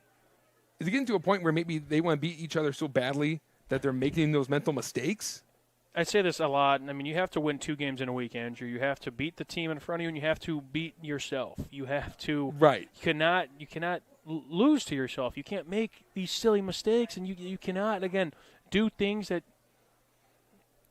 maybe are acceptable in the first few weeks, where you could have these kind of, this rhythm off, this confidence is not there, and whatnot. And it's, again, although a lot of stuff gets thrown out the window when you get into Week 9 against a team, a rivalry between 2 schools that are separated by 2.6 miles. But at this point, Andrew, do not want to be a fly on the wall in these halftime speeches. Harris running for his life, getting towards the sidelines, and he gets swung out of bounds. It was already 2nd and 17. This is most likely going to be about 3rd and 20. Even some of the distances and how these teams have been so behind the sticks, even look out there, and you've seen some pretty crazy numbers. Yeah, no, I mean, this becomes kind of a field position battle here, Andrew. Again, the teams have both kind of – there's been a couple chunk plays, to both sides, but it is, at this point, you're going to be a battle of field position here. Now a 3rd and 20. It seems like what has been a couple 3rd and country miles here. But now, again, you need a clean operation. If we get to a 4th down, try and punt this one away, be clean, and try and pin Lake Station back and hopefully enter halftime with the same score. No hesitation. Harris running, and he is tackled by McNeil. They'll credit him with a sack there, a loss of 1. It'll be 4th and 21, and here comes the punt for River Forest. This is a big operation here, Andrew. They did a great job in these past 2 punts River Forest has with the snap and the hold and the punt, but I'd expect Lake Station to maybe try and get back there, maybe force an errant punt and set themselves up with a short field. The way this game is going, I would not be surprised if the first touchdown we saw today was on a blocked punt. The 3rd of the game, and especially in a game where it's 0-0 and offenses can't really get much going, it could be the deciding factor.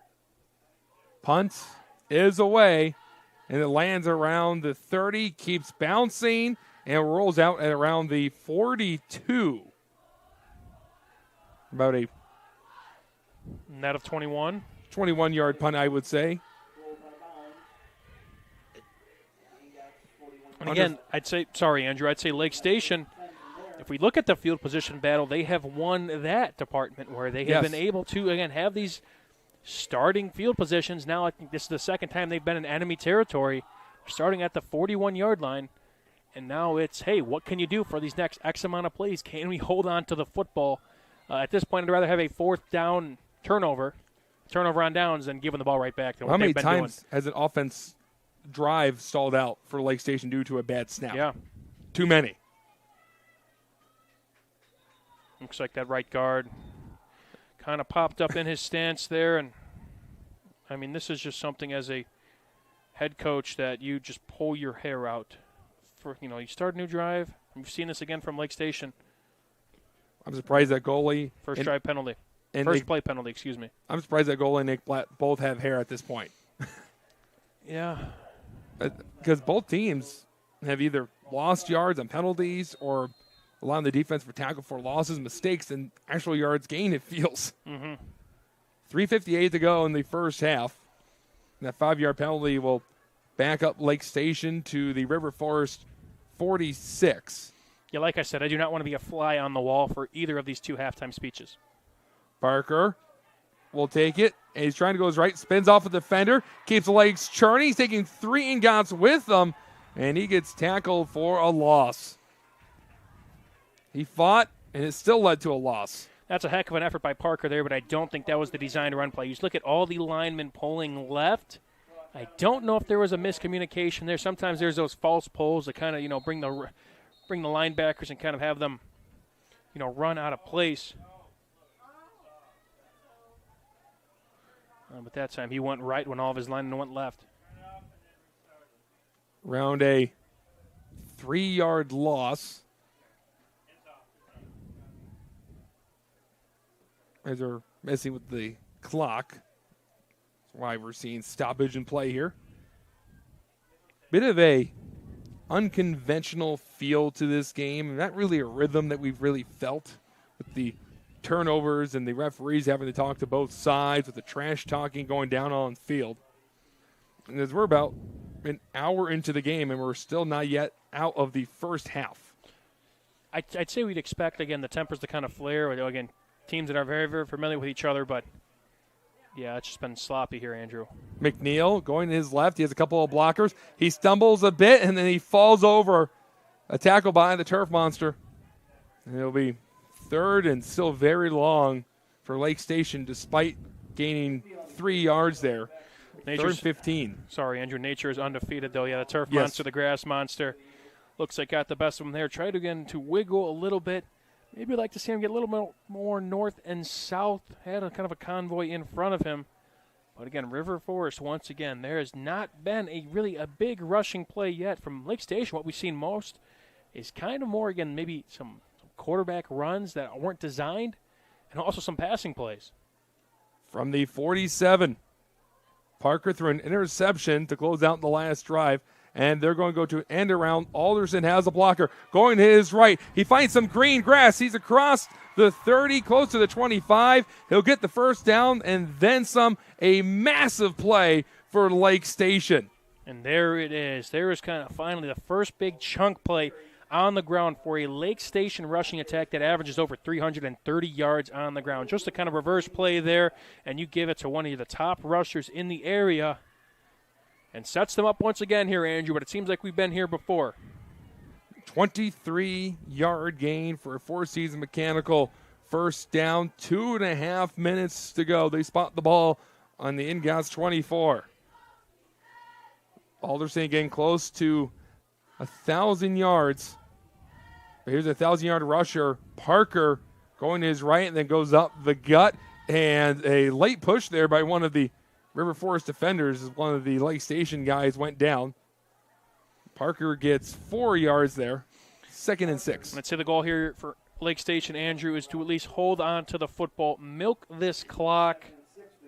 And Lake Station starts with the football in the second half, if that's correct. I know they won. River Forest. River Forest will start with the football. So, yeah, definitely want to try and hold on to this ball. At least put together a good drive and hopefully get some points up on the board to go in with some momentum. What has been a game of roller coasters. It's been the most bizarre game that I've witnessed this season. Parker by himself in the backfield.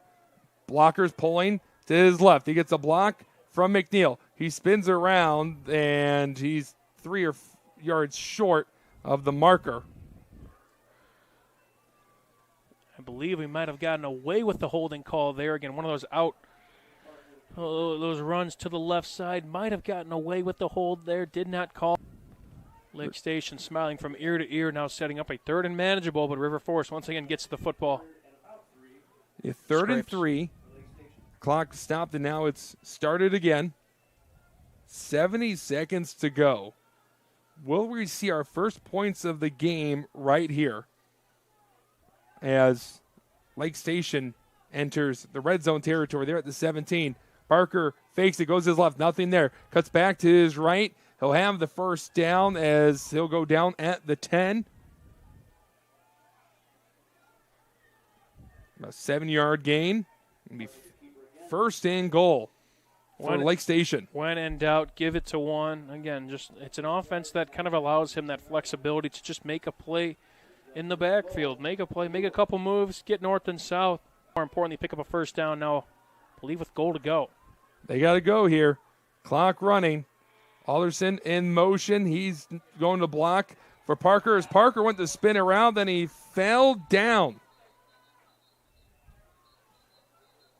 And timeout.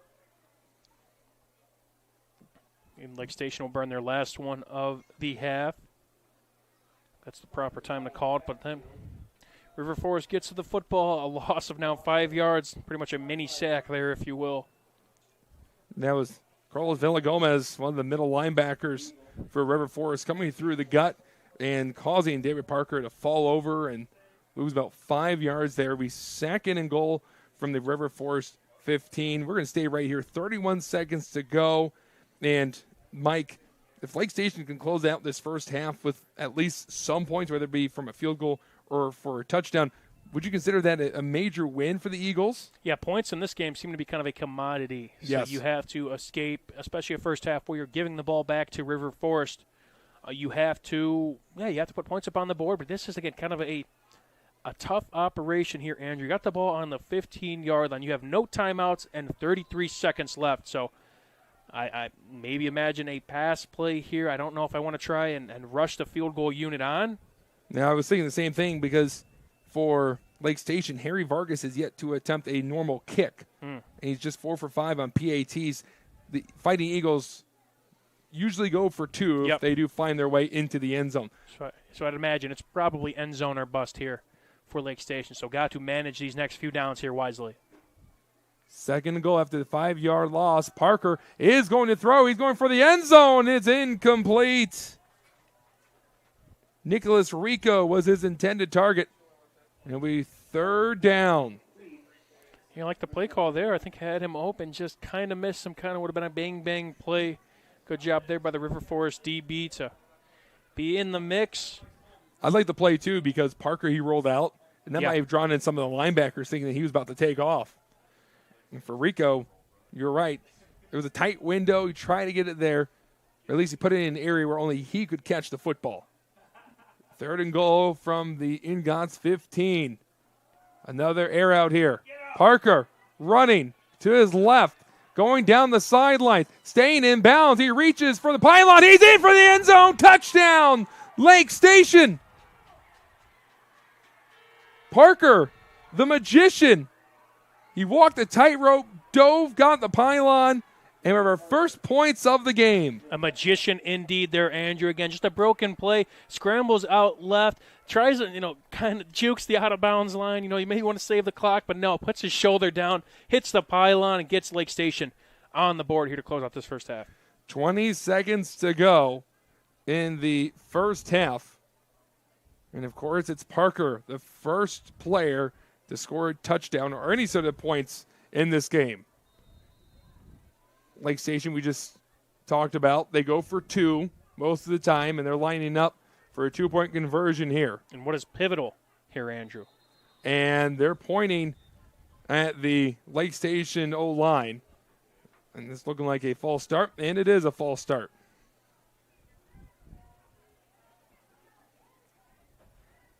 A lot of pre-snap penalties.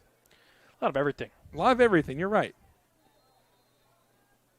Some more than others, but yeah, this is a pivotal play here, Andrew, because, again, if River Forest goes back down and they might have more of a stable kicking game than Lake Station does, if they trust that operation a little bit more, if Lake Station were to not get this, they could score a touchdown and potentially take the lead. And, again, a game that points could very well be a commodity here.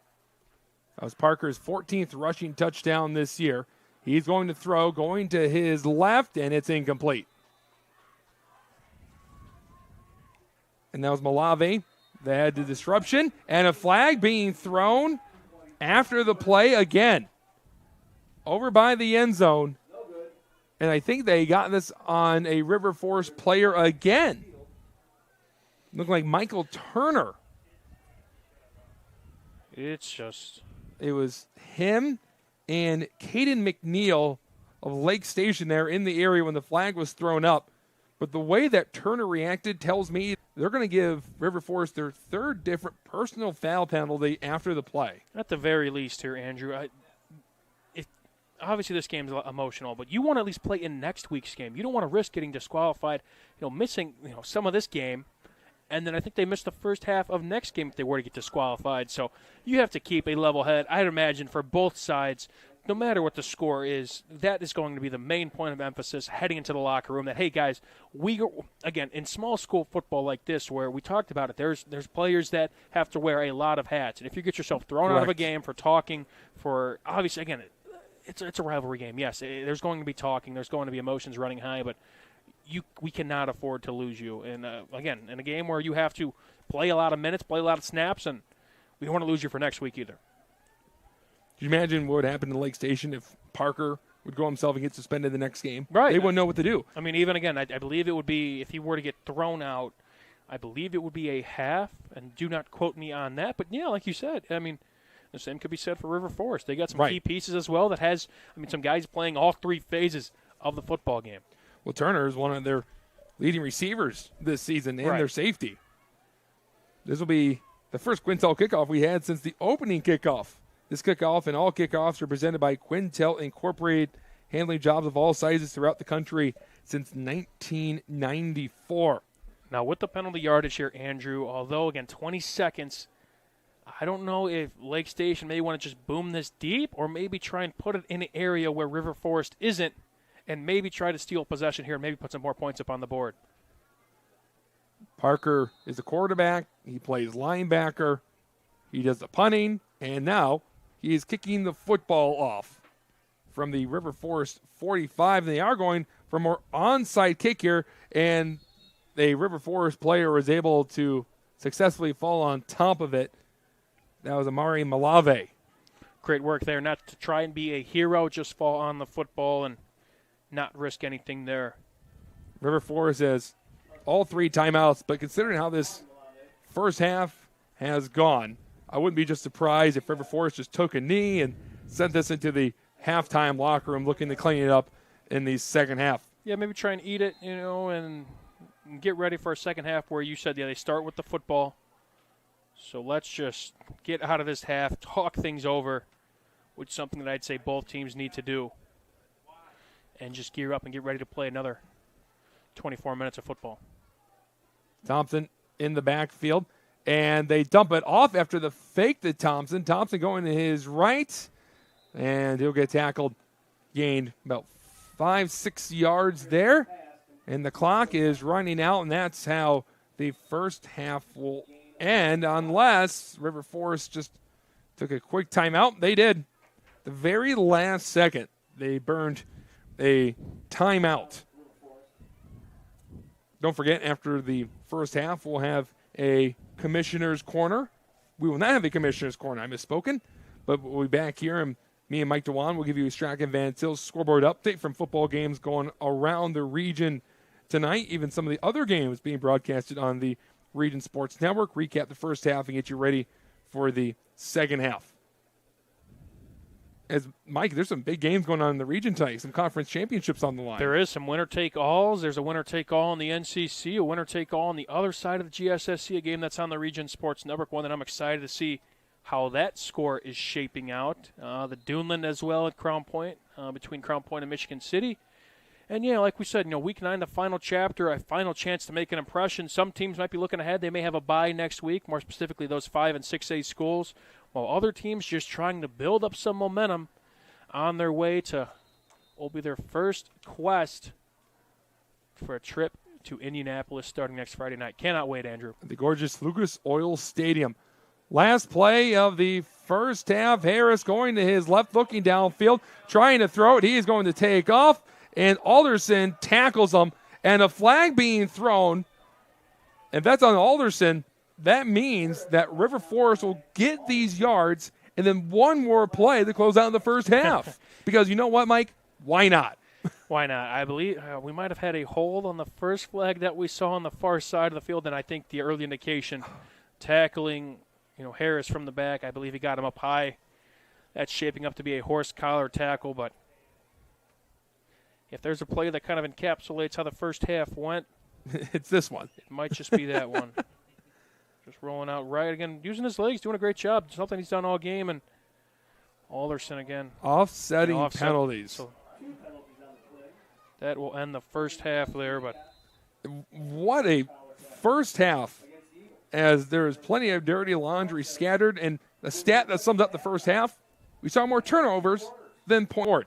We'll step aside and come back for the halftime show. It's 6-0 Lake Station here from River Forest High School. You're tuning in to Game Night on the Region Sports Network, the only game in town.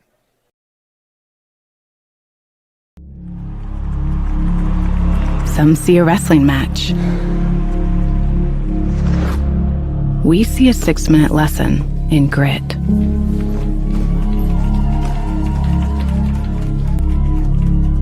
Some see a coach sending a runner home. We see a mentor guiding a student athlete into the future. Proud to keep education in front of athletics since 1903. At Strachan Van Til, we believe grocery shopping should be simple. Now, shopping is easier than ever with our new and improved website. Find what you need fast. Browse your favorite products, add them to your cart, and check out in just a few quick steps. Choose between convenient in-store pickup or let us handle the heavy lifting. From our shelves to your doorstep, skip the lines, shop your way, and spend more time on what matters most. With our rewards program, enjoy incredible savings and personalized offers every time you shop. Shop online now at strachanvantil.com or download our app today. Hi, I'm Crowd Company's Lantern Man. If you're a contractor, it's my job to make your insurance coverage simple and affordable. Because I know time is money, I'll come to your business. Certificates and bonds are a snap. Wherever you are, whatever business you're in, we've got you covered. As Crowell Companies Lantern Man, I'm your insurance superhero. Crowell Companies, insurance professionals. Highland, Merrillville, and Michigan City. Thinking about what to do after high school? Consider a career with Boilermakers Local 374. As a Boilermaker apprentice, you'll earn while you learn. We offer excellent wages and benefits, and as part of our no-cost hands-on apprenticeship program, you'll learn from the best in state-of-the-art training centers and on the job. Become a union Boilermaker and get on your way to a great career. Find out more, visit www.local374.org or call 219-845-1000. From lighting up Friday night football to powering the classrooms that shape the students of Lake County, IBEW Local 697 is proud to support our region's schools and the communities we call home. A career as a union electrician could be your next great move. Your next cap might be a hard hat. IBEW Local 697, powering futures, powering the region.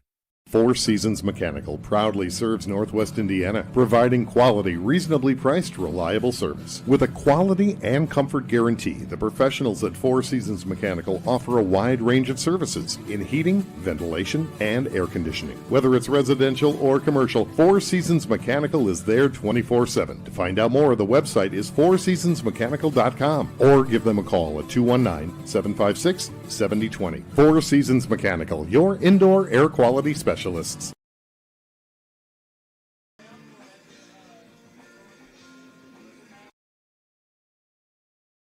With electrical services from Economy Electric Heating and Cooling, you can radiate the perfect amount of light and energy into your home. From rewiring and code upgrades to ceiling fans, lighting, security, and more, Economy Electric Heating and Cooling's trained electricians will make sure you can enjoy your home on full power all the time. For a free estimate on electrical work, call Economy Electric Heating and Cooling at 219-923-4441, and you can visit them on the web at 4ajobdoneright.com. That's the number 4ajobdoneright.com. Earn while you learn from the best hands in the business. The Bricklayers Allied Craftworkers for Indiana Kentucky Apprenticeship. That's right, this is a paid apprenticeship.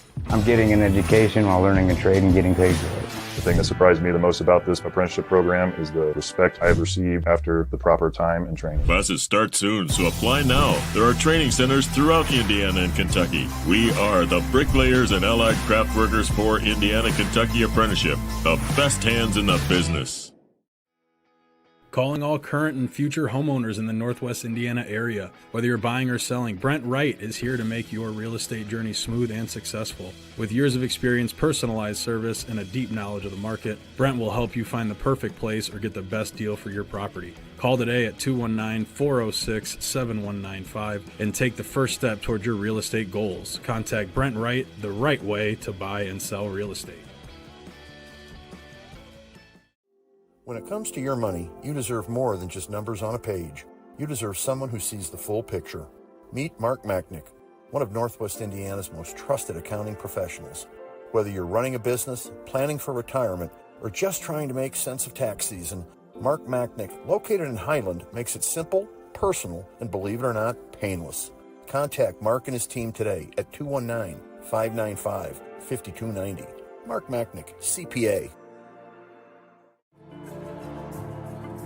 If you are injured in a worksite accident or hurt by a defective product, go with the guy that has a proven track record litigating these cases. Otto Schragle, a principal partner at the Allen Law Group, will make sure those responsible for hurting you are held to account for their negligence. With multiple offices in Indiana and Illinois, you can reach them at 219-465-6292 or reach them out on the web at www.kenallenlaw.com.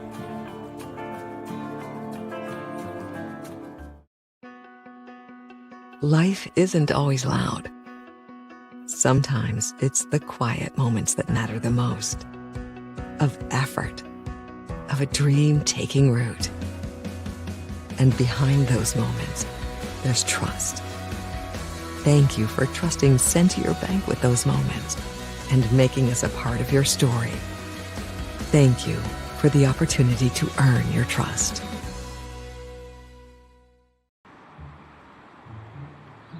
At Blyce, we're used to having the athlete shop at our store. Down, sit, put. But sometimes they get carried away.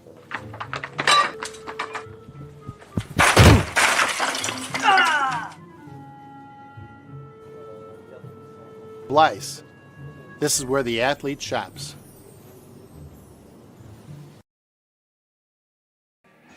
Welcome back to the Region Sports Network. Angel Mile with the sports director, Mike DeLon. The score here at halftime, Lake Station 6, River Forest nothing. But we're going to look at some scores from around the region, and this scoreboard update is courtesy of your neighborhood Strachan Van Til Food Market. Strachan Van Til, shop online for delivery or curbside pickup at strachanvantil.com. What is happening? New Prairie up 21-7. They are taking on, that matchup just got away from me. They're taking on the South Bend Washington Panthers. That game's in the second quarter, 21-7. New Prairie trying to build up some momentum in a 4A sectional. North Newton up 35-6 over Tri-County. That game is in the fourth quarter. A game at half. LaVille all over Whiting, 62-0. A GSSC team in the Whiting Oilers. A big game for the NCC Championship. Andrean up 12-3. Andrean 3 in our poll, Lowell 4 in our poll. That game is in the third quarter. Halftime between Bishop Knoll and Boone Grove. The Warriors are up in a close one, 14-13. Still waiting for a score from Westside and Calumet. A great rivalry over there in the GSSC. A game on the Region Sports Network. Maryville up big on the Chesterton Trojans. Second-ranked Maryville Pirates, on top of the 9th-ranked Trojans. 28-7. That game is at halftime. That game's also on the Region Sports Network, an audio call for that one. Frontier and South Newton went final 49-0 in favor of the Falcons. That game was played at South Newton. A big game on the Region Sports Network to decide the other side of the GSSC. A good one brewing over there, 14-10 in favor of the 5th-ranked Griffith Panthers over the 6th-ranked Wheeler Bearcats. Halftime score between Hanover Central and Hammond Central. The Wildcats are up in the Battle of the Cats, 21-0 over the Wolves at halftime.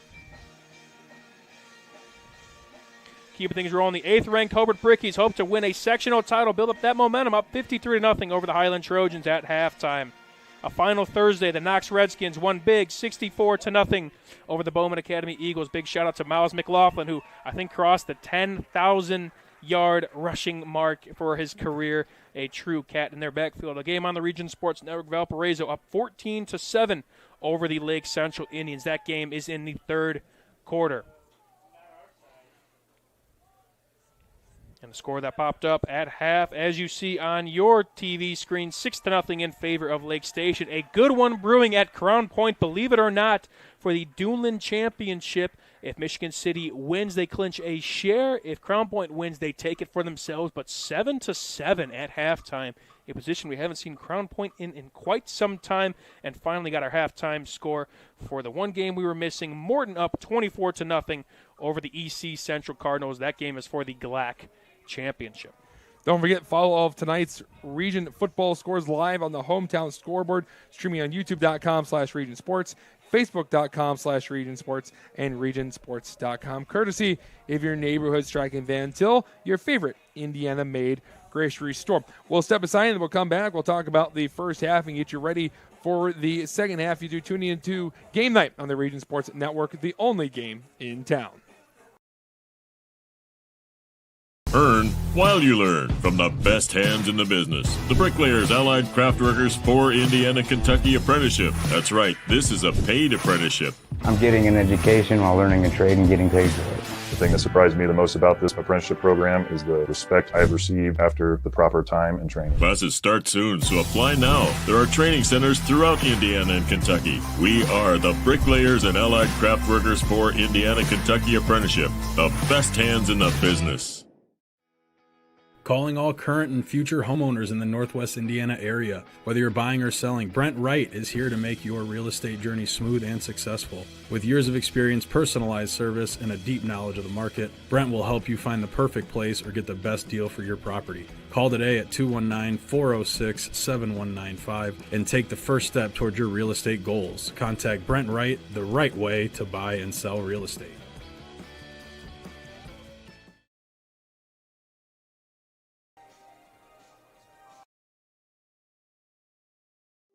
When it comes to your money, you deserve more than just numbers on a page. You deserve someone who sees the full picture. Meet Mark Machnick, one of Northwest Indiana's most trusted accounting professionals. Whether you're running a business, planning for retirement, or just trying to make sense of tax season, Mark Machnick, located in Highland, makes it simple, personal, and believe it or not, painless. Contact Mark and his team today at 219-595-5290. Mark Machnick, CPA. Flip the switch, a light turns on. Press the button, machines and instruments come to life. Touch the screen, communicate with the world. Simple tasks, guaranteed results, every second of every day. That's the power of power. And that's the power brought to you by the NECA contractors and electrical workers of Local 531.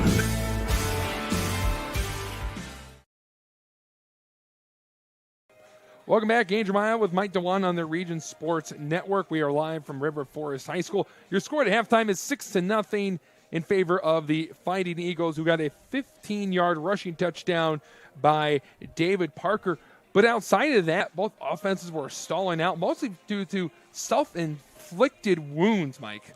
Yeah, it's, again, one of those halves that you are looking to forget. I mean, for Lake State, we could say it for both. Yeah, exactly. Penalties, there was, again, a couple fumbles, a couple errant snaps that hopefully these centers and quarterbacks could work on. And overall combined, we had 7 turnovers between the two squads. We had 4 for River Forest. It was it was the same area. At this point, yeah, it's like we're kind of losing count here on who has what. But, yeah, it's been just something. It's been sloppy. A couple picks, again, self-inflicted wounds, a couple that were forced by the defense, and then a couple that could have definitely been avoided by the offenses. So I'd like to say for both teams' sake, we're probably expecting a cleaner half of football because it could not get much more sloppy.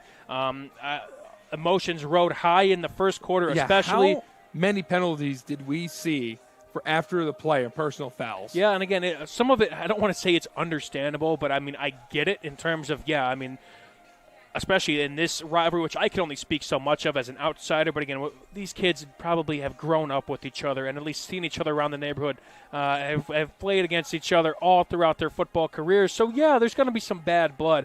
But, again, the referees know that as well, and you got to say some pretty heinous stuff, I bet, out there to draw some flags. So the referees understand this, and that officiating crew is doing a great job of controlling this game because a lot of these flags are warranted. But, yes, you have to clean that up because, to answer your question, I don't know what that count is, but it is way too many for both sides. And, again, they're drive killers, they're drive extenders for their other team as well at times. So it just has to be cleaned up. River Forest starts off with the football to start this half. I'd like to see them maybe try and work out the run game a little bit. Yes. We saw some flashes. Again, some bigger plays. Again, there were a couple penalties that maybe bring some back, but a lot, they were kind of more one-dimensional in the passing game. And I think if they could maybe mix in the run with Villa Gomez there, who's definitely kind of more that bowling ball, that bruiser, that may open things up on the outside for those talented receivers. For Lake Station, they're getting their chunk plays. I think they're just getting way too many drive killers, both with some errant snaps. But the snaps were a lot better at the end of the first half. And, again, the penalties kind of, dwindled down a little bit. But, again, stuff they have to clean up because they're putting together better drives and getting better field position than River Forest. But they're just not capitalizing. What a big first half ending touchdown run there from David Parker, who's had a pretty solid first half. But, again, he's going to be the guy they're definitely want to lean on if they want to take home this trophy for the first time in quite some time. Now, Carson Smith, the center of Lake Station, we were talking about the penalties being drive killers. You said it right on the nose. The errant snaps were really becoming a problem. It felt like anytime the Eagles had some momentum, had a big play, errant snap. And it throws off the timing because with those misdirection plays, you need the ball to be right there to be able to even just fake out a defender and allow Parker to roll out. And I think it's, again, we saw a little bit from Lake Station and some teammates of his, but to try and maybe kind of pick him up because, again, it's you and I were talking about on the broadcast, it's one of those positions where, it's easy to kind of spiral down, and it's like, you're overthinking it, and then you overshoot it or undershoot it. You want to some try people would call that. Pretty much the yips, right? You see it in baseball, you see it in other sports as well. So to not get in his own head, and I'd imagine we saw some of it already, but to just kind of, hey, we're leaning on you. We'll be all right. Maybe work on a couple, snaps maybe before the half begins, and then it'll all be second nature when we go into the second half. But that'll be something they're hoping to kind of avoid here to back themselves up on some of these drives, and again just shooting themselves in the foot here, Andrew. I would say also the biggest problem for River Forest outside of the penalties for themselves and the turnovers is that their quarterback, Marquise Harris, has been running for his life. Anytime they go to throw, he has maybe a split second to make a decision, and then he has to get out of the pocket because it is collapsing around him. Yeah, this Lake Station defense you and I talked about in the open, they are aggressive. They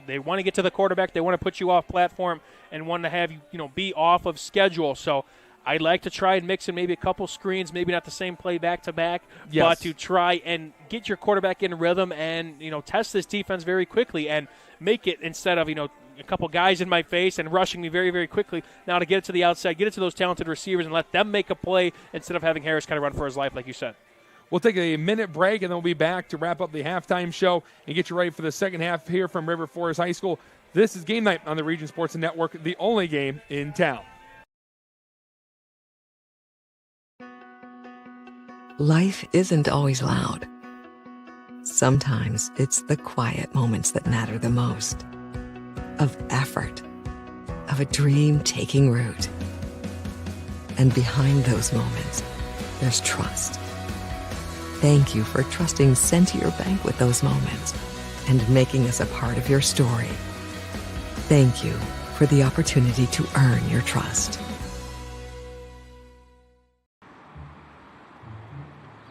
At Blyce, we're used to having the athlete shop at our store.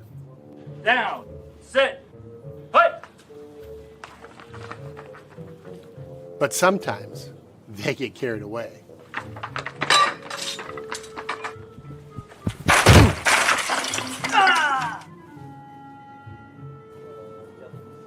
Blyce, this is where the athlete shops.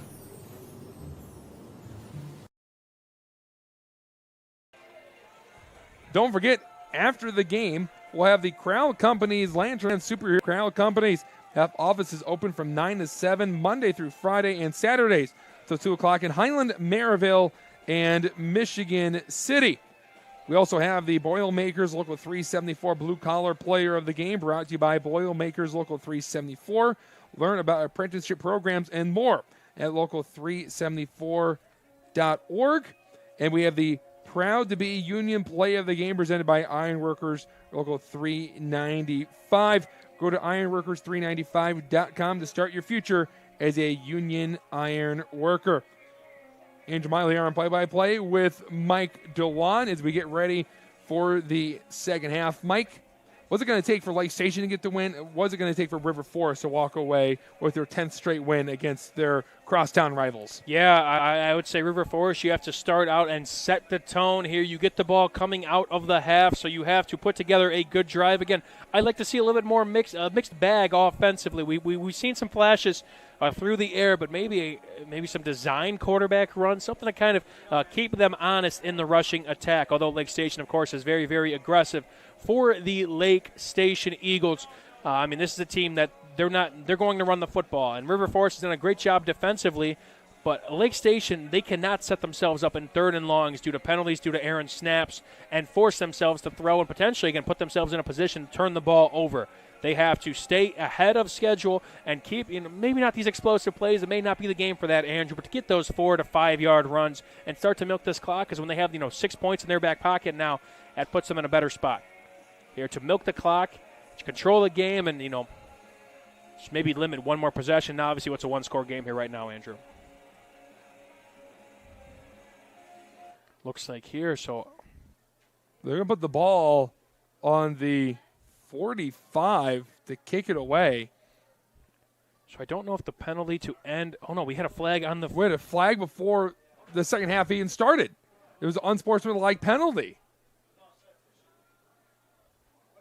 So they're saying. So unless something happened at this given time, if we remember back to the end of the first half, they were offsetting penalties with, I believe it was a hold and a horse collar tackle. But we saw a referee just pick up a flag around the 20-yard line. So we'd expect maybe an unsportsmanlike, and that sets up now Lake Station for, again, how we kind of saw the end of the first half, where they might be able to kind of pooch this or onside it and maybe steal a possession here in what will be a pivotal first possession out of the half for River Forest. David Parker, the quarterback, kicking the ball away, the Swiss Army knife for Lake Station, as he scored that 15-yard touchdown to close out the opening half to give them the lead, and they're going to call a full start on Lake Station. Yeah, I think Alderson got a little bit jumpy there. He was right next to Parker. You ever seen 2 penalties called before an opening kickoff to a half before, Mike? I mean, it's 20 yards and penalties before the half even starts. It's I got nothing, Andrew. I got nothing. No, I guess to answer that question, no. There's a first for everything, sure. Some would say. That's kind of the fun part about going out to these high school games. You usually see something new every time. Sure, right? It's like what they say, even like baseball is one of those sports where, and now we're kind of seeing it here in the Friday Night Lights in Week 9 in the year of our Lord 2025. But hey, should be a fun half here regardless. Let's hope so. But definitely, again, still plenty to clean up. And obviously Lake Station and River Forest, 1 penalty per side. Let's shake this one off here. A ground ball type kick rolling away towards the sideline. And that will be recovered by River Forest. That's textbook there. That's just kind of one of those low squibs that, again, footballs take such tough hops on any surfaces. So obviously kind of fumbled the football there, but great work to get back on it. And, again, that's what you wanted to do there when you have those kind of penalty yards where you could still kind of back up River Forest and maybe try to steal a possession away from the Ingots. Ryan Thompson was able to fall on top of it, the sophomore wide receiver. River Forest's first drive of the second half will start at the 23-yard line. Harris, the quarterback, ran for his life in that first half. Who set up shop in the pocket, thrown from his back foot up in the air, and what a grab by Thompson! He climbs a ladder and gets a Four Seasons Mechanical first down on a 17-yard hookup. Go up there and go get it. Again, had a little bit of pressure in his face. Still resorting to the passing game here to start the first half, but did a great job. Kind of a jump throw there, if you will, and came up there and snagged that one. Nice catch to move the chains, and more importantly, a good way to start the second half now. A clean possession, a clean play. Darius Thompson, the senior, he had an interception in the first half. Now, first down play. Going to the air again. Harris to his left, throwing off his back foot. Bit of a wobbly pass, and it'll fall incomplete. Intended for Malave. 2nd and 10 from their own 40. But even though the pressure wasn't getting there, you can see that Harris was speeding himself up, and he's been throwing off his back foot all game.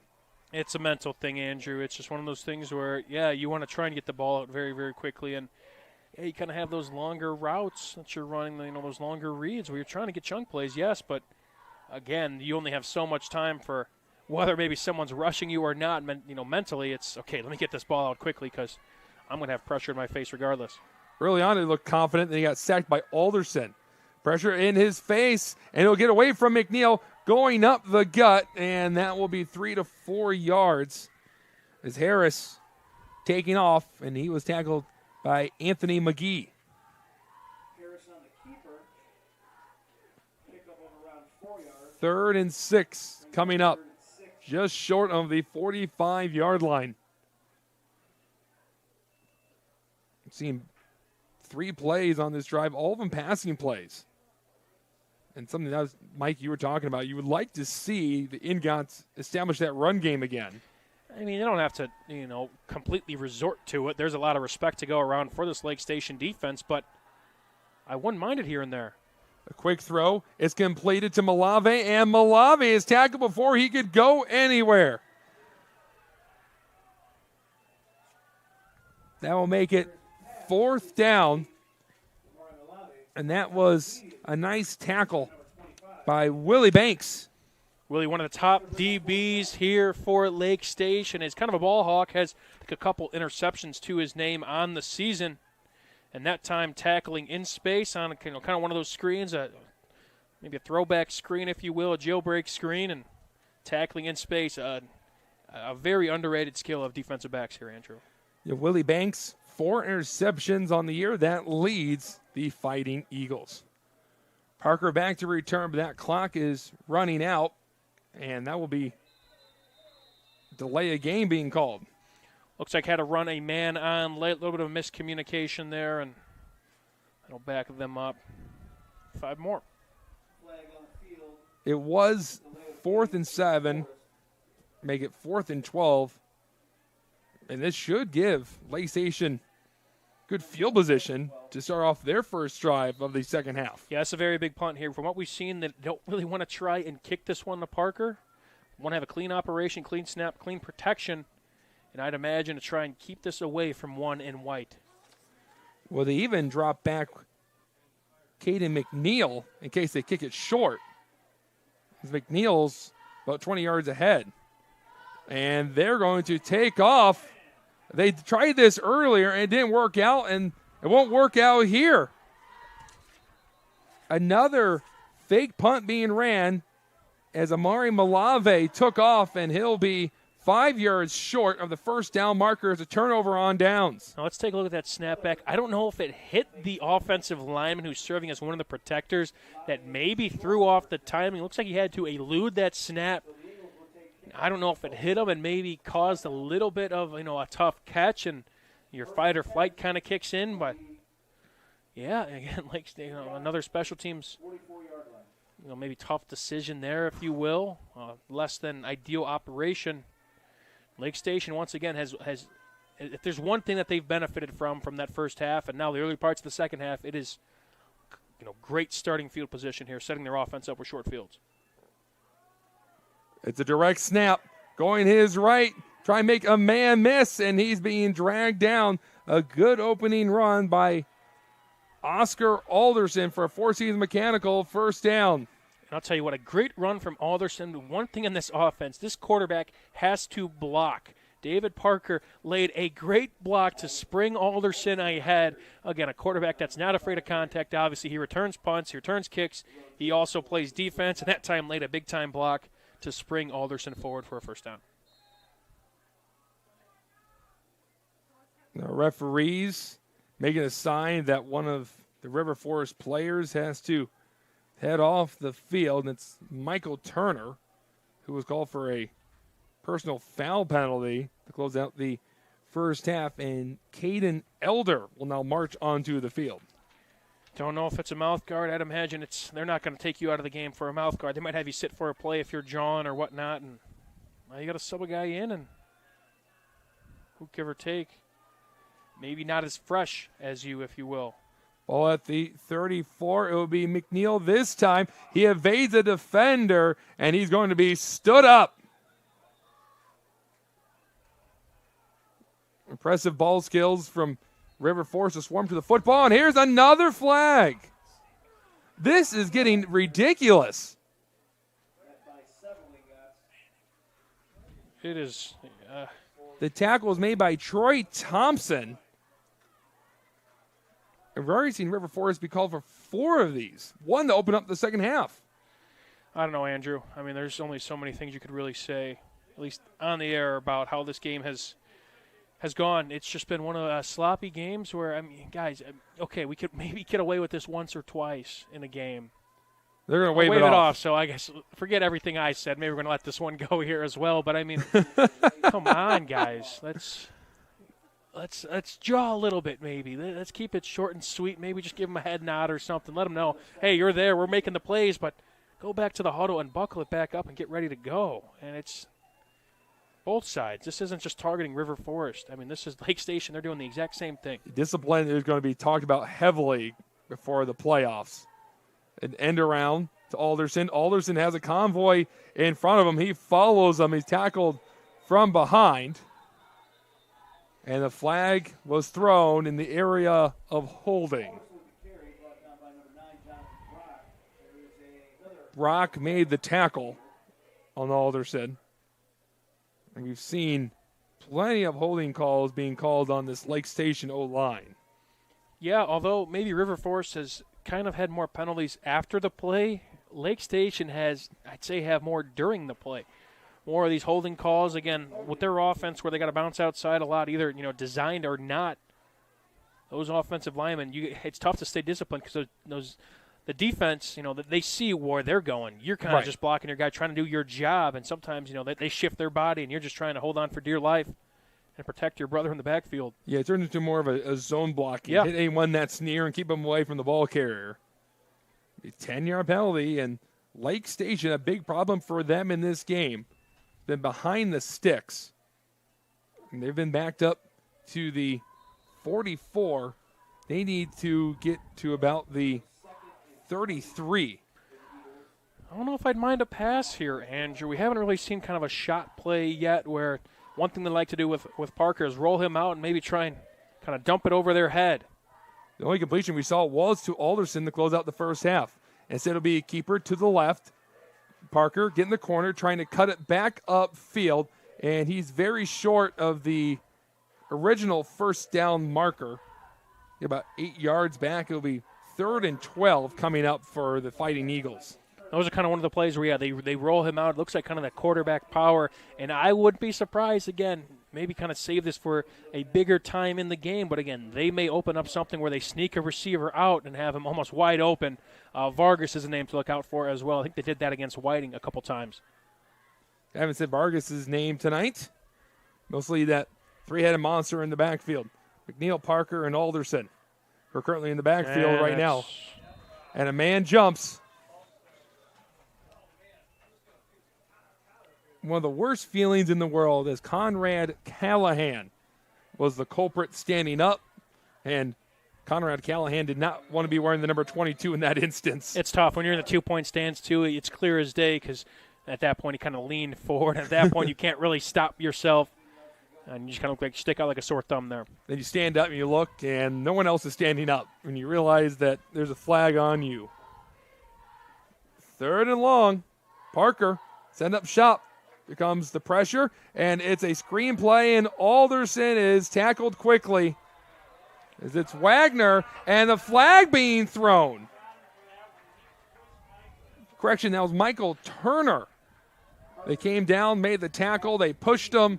They're going to tack on 15 more yards after the 3-yard loss, I would say, depending where they had that stick. I think that time it was Callahan. Maybe a little bit of frustration boiling over from last play's false start. But, I mean, at that point, Turner got shed your block. You don't need a reason to kind of go back there and crack him after the play is over. It's I don't want to harp on, I don't know, Michael. It's tough, Andrew. It really is. But it's just one of those games where, again, it's hard for even outsiders to not maybe get a little frustrated up here when it's just, come on, guys. I mean, you're hurting yourselves. It is 4th and forever. Looks like, so I think that's after the play. It so was. They will, yep, I mean. It's 4th and 35. 35. Lake Station's not a team that likes to punt a whole lot. So, again, the field position, every yard is important here, Andrew. Parker taking his time. He puts a good boot up into a bit of a knuckler, and it lands in a big hit. And they're going to call another penalty, and it's going to be on Thompson. Darius Thompson, he was called for one earlier, and then he had an interception, a nice catch of 17 yards. He blows up one of the Lake Station punt coverage men. When the ball was in the air, they're going to get him for the penalty. Andrew, I would say for these officials, I wouldn't mind this to maybe get the coaches together, and at this point let them know, hey, we're not pulling any punches anymore. This has gone on for way too long here. There's been way too many just bonehead penalties, stuff that's definitely avoidable.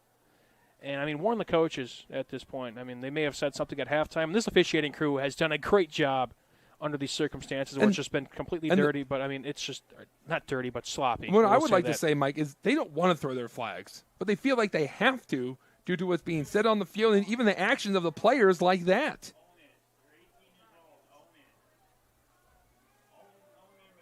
They're going to call a targeting on Thompson. Now back him up 15 yards from where the ball was spotted after the punt. I'm starting to lose count how many of those that we've seen. I know for sure we've most likely seen more personal foul penalties than points scored. Yeah. To go alongside with the turnovers. Yeah. This is just... No matter who comes out on top, you have to clean things up for Week 10. Yeah, and record, everything kind of starts 0-0 come next week. And one of those deep fall cleanings, we have to put on one of the hazard suits. Yeah. because the way these two teams have been hurting themselves, it's almost become nuclear. Sure. No, it's still some time to clean it up, Andrew. There's a lot. It's kind of putting a Band-Aid over a bullet wound, if you will. But there's a – That's a really good way of saying it. Came up that I'm kind of proud of myself on that one. There but, you go. Hey, definitely have to clean this up for sure Harris all around. throwing to his left. It's completed, and here comes that dirty laundry again. And it's turned into a wrestling match as the receiver was Malave was fighting with Jaden Nix. And that flag is in the area of holding back by the line of scrimmage. And there it is. 10-yard penalty. And now River Forest will back themselves up to a 1st and 20 from their own 9-yard line. The color of the game is yellow from how many penalties have been thrown on the field. And River Forest has a long way to go, as they're down 6 points. The only scoring play we've seen was from David Parker, as it was a pass play, and he ran it in. Got him up to 24 total touchdowns on the year, 10 through the air and 14 on the ground. Harris, pressure going to his left. He's still looking downfield, and he throws it. It's completed. He gets a lot of those yards back. A little bit of scramble there. Find Malave. Make it 2nd and manageable. Impressive play there from Harris again. That's a tough throw. When you're rolling out left, you got to flip your hips, and he's a righty quarterback, so you do the math there. It's not an easy throw. Good pitch and catch there to get some of those penalty yardages back. 2nd and very manageable 3 yards here. 17-yard gain after the holding penalty. Harris going to run for his life again, throwing off his back foot down the field and trying to hook up back with Malave, but it sails out of bounds, make it 3rd and 3. And Mike is getting to a point that after every play, I start to look back at the line of scrimmage and see if I see any yellow flags. Already on it, partner. Already on it. Those yellow cleats. You on yellow flag duty today? A little bit. It feels like. Those yellow cleats are really going to throw you off by one of the River Forest linemen. 3rd and 3 from their own 26. I wouldn't mind. Maybe this almost could be 4-down territory. I mean, I wouldn't mind maybe trying to get a couple yards and gash him up front, but no, not so fast. Nice Harris play. Completes it to his right, and going down the field, it's a foot race, and he is gone. Touchdown, River Forest. Why it's run Amani Malave. Sorry, Andrew. Why run the ball when you got 3rd and 3? Throw it out. There you go. One of those quick plays there, Andrew. Get it out to your receiver who can make a man miss. Again, they've been running man coverage just about all game. Make a man miss, then turn on the burners. River Forest on the board now with 5:08 to go. A big-time score there, Andrew. A 74-yard touchdown. And we are tied. An extra point coming up. As Amani Malave caught the ball, took off, racked up the yak. And finally, River Forest, after all the mistakes, they have gotten themselves onto the scoreboard in this rivalry game. And a big PAT, as a matter of fact, as we said. Lake Station went for 2, had a penalty, backed them up, could not convert, forced their first lead of the ballgame. Well, it looks like they were going to kick it, but Harris just ran back out to the field. It looks like the Ingots are going to go for 2.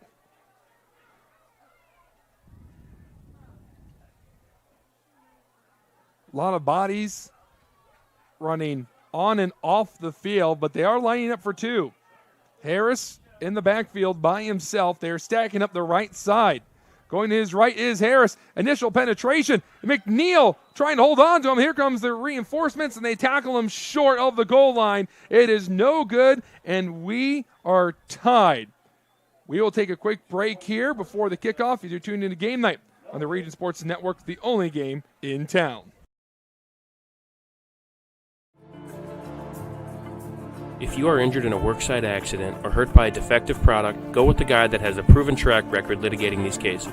Otto Schragle, a principal partner at the Allen Law Group, will make sure those responsible for hurting you are held to account for their negligence. With multiple offices in Indiana and Illinois, you can reach them at 219-465-6292 or reach them out on the web at www.kenallenlaw.com.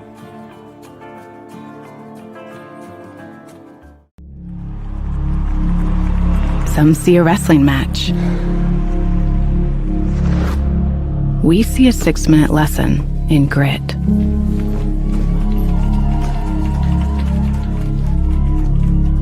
Some see a coach sending a runner home. We see a mentor guiding a student athlete into the future. Proud to keep education in front of athletics since 1903.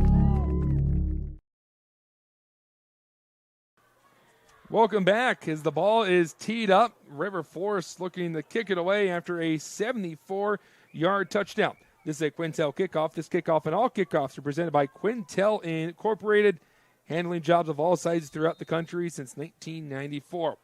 Andrew Mild, Mike DeWan. And here we go. This is turning into a game. The kick is away from Parker. Parker will field it off the ground and try to take it. He cuts to his left, cutting back to his right, stopping on a dime. But there's a lot of gold helmets that stop Parker in his tracks. Forward progress will put him at the 20, just as good as a touchback. There was a lot of respect for David Parker back there. They have not kicked it to him yet. They want to try and kick it away from him, make him field it on a bounce. And a lot of respect also goes to River Forest for the coverage. They're flying down, getting a bunch of gold hats to the football and making its presence felt. River Forest finally got that big play that they were looking for. But it still reads 6-6, and you and I were kind of questioning at the break, partner, why they did not kick the extra point. Yeah, Christopher Witt, who went out there for the extra point, is extremely upset. So from the body language, he's talking to his coach. Parker hands off to McNeil. McNeil going to his left. He has a head of steam. Bounces off a couple of the defenders. He's going down the sideline. He's crossed midfield. McNeil with a huge play. Getting close to the goal line. He's pushed out of bounds. Those were the big plays that we were looking for. We talked a lot about 6-1, but do not forget about number 15, Caden McNeil. Again, on the jet. Timing was great. Snap was great.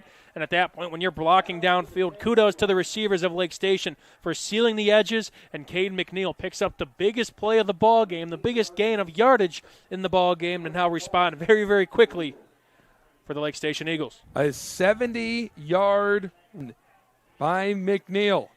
It will be first and goal from the River Forest 10. Park with the QB power, and he gets slammed down. He stopped, stuttered a little bit, and here come the River Forest defender to slug him down. And that was Logan Hawkins.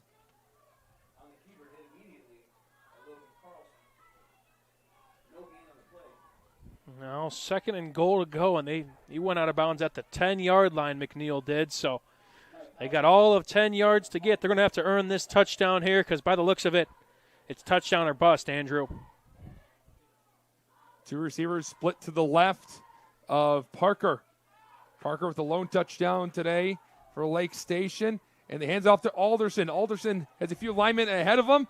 And it is a tackle in the backfield.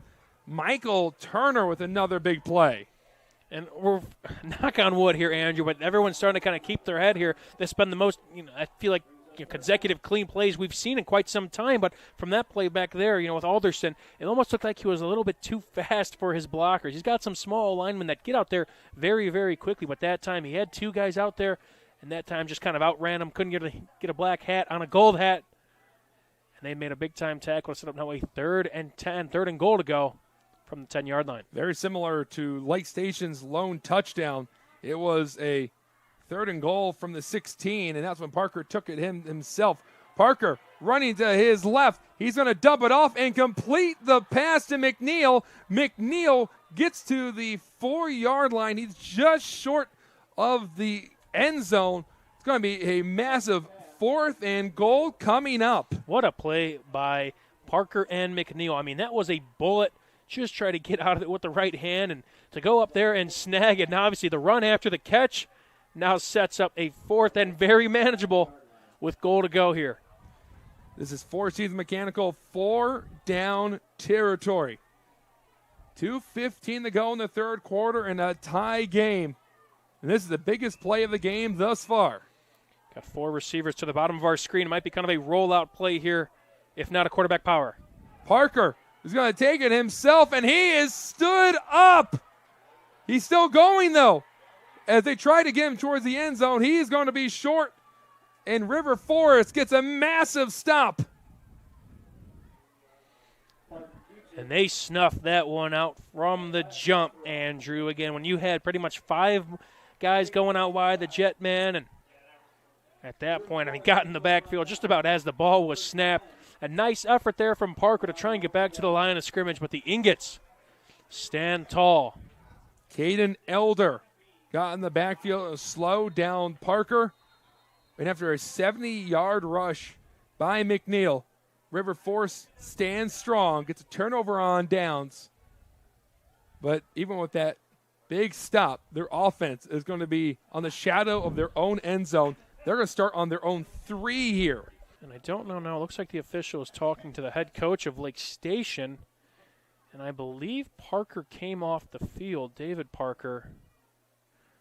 He might be sitting on. We'll get an update on that. I do not see Parker on the field. And then he went to go to talk to Coach Goalie of Lake Station. But that could be a big thing going forward. It looks like the referee is now still talking with the guys up front.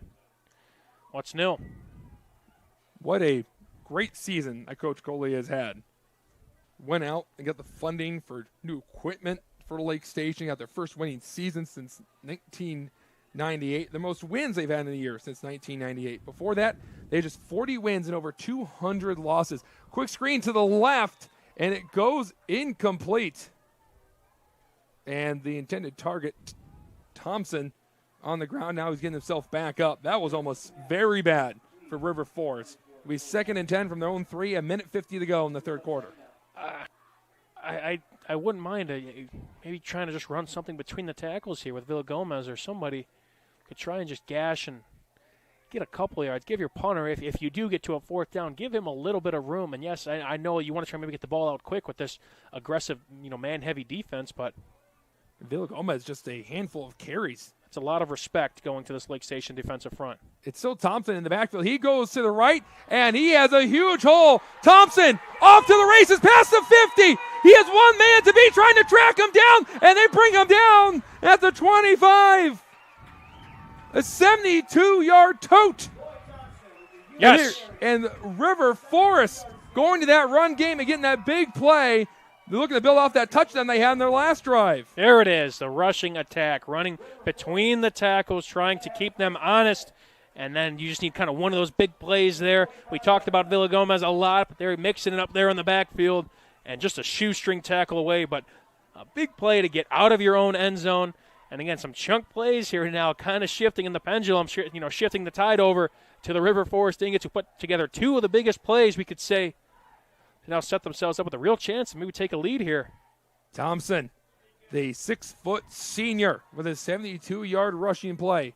Harris gives it up the middle to Elder. Elder getting the block. Elder into the end zone. Touchdown, River Forest. They have struck gold. Back-to-back run plays there, Andrew. Something I don't think we've seen at all in the first half. Just kind of the same concept there. Just gash them. A quick hitter there out of the gun, those inside zone, and let your back make a move. And that time went there untouched there. Big time score now to spring up in front here late in the third quarter. 2nd and 10 from your own 3. And you get 97 rushing yards on back-to-back plays. And River Forest has their first lead of the game. What a turn of events. I'll tell you what, too. We got a lot of wood around us, so I'm knocking on it. But both teams playing a lot cleaner, especially River Forest. Again, maybe a little mental lapse at the beginning of the quarter. But so far there, again, on those big run plays especially, not negated by penalty. And obviously it's shown to put 12 points up here on the scoreboard to regain this lead. Troy Thompson had the one that set it up. And Caden Elder was the man that found the end zone.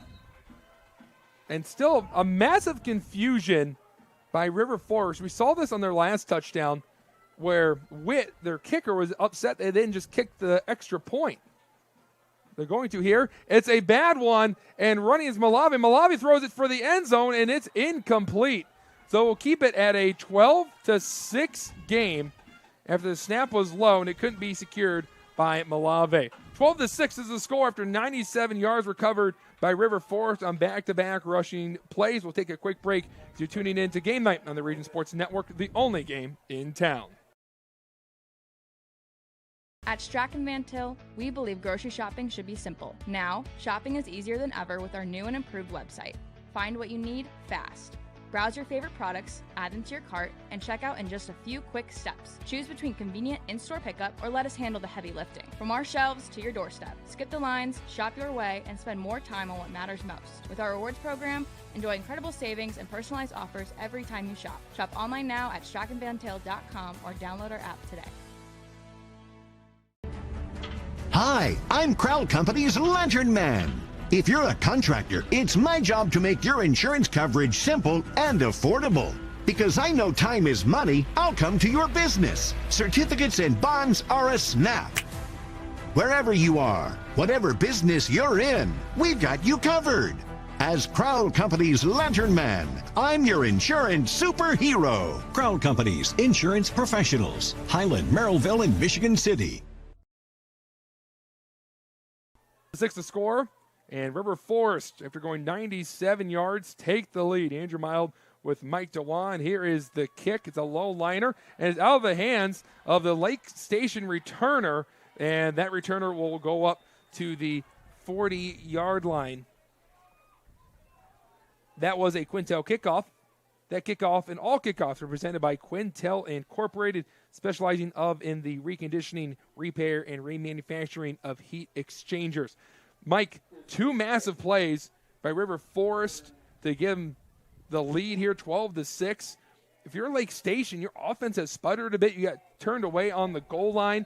This is a must-have-it drive. I would say so. At least put together something. Keep clean. They've been doing a good job at that. The snaps have been good. The penalties have been to a minimum. But now we saw a big play last time around with Caden McNeil. Now, hey, let's try and capitalize here. Do not try and get out of your element. And imagine maybe that shot play that they have in their back pocket. I wouldn't mind it here coming soon. Parker giving it to McNeil. He had a 70-yard run earlier. He's turned the corner. He's got a blocker. He's got a first down and then some more. And Caden McNeil with some explosive runs here in the third quarter. That'll be a Four Seasons Mechanical first down as Lake Station flips fields. Caden McNeil has been kind of the guy this quarter. We talked about Alderson, we talked about Parker, but Caden McNeil is kind of that third musketeer, if you will. If there's a Batman, there's a Robin. I think Nightwing's a big character in the Batman universe as well, and he might be that guy. But right now he's putting on quite the third quarter. Dropping some major DC knowledge. I appreciate it. So that's about all I got for you. So a lot of Batman games I played, video games as a kid. So 17-yard gain for Nightwing, and the handoff to Alderson. Alderson going to his right. They grab him from behind, and then Alderson moves around the 40. A 4-yard gain, make it 2nd and 6, and that's looking like it's going to be the final play of the third quarter.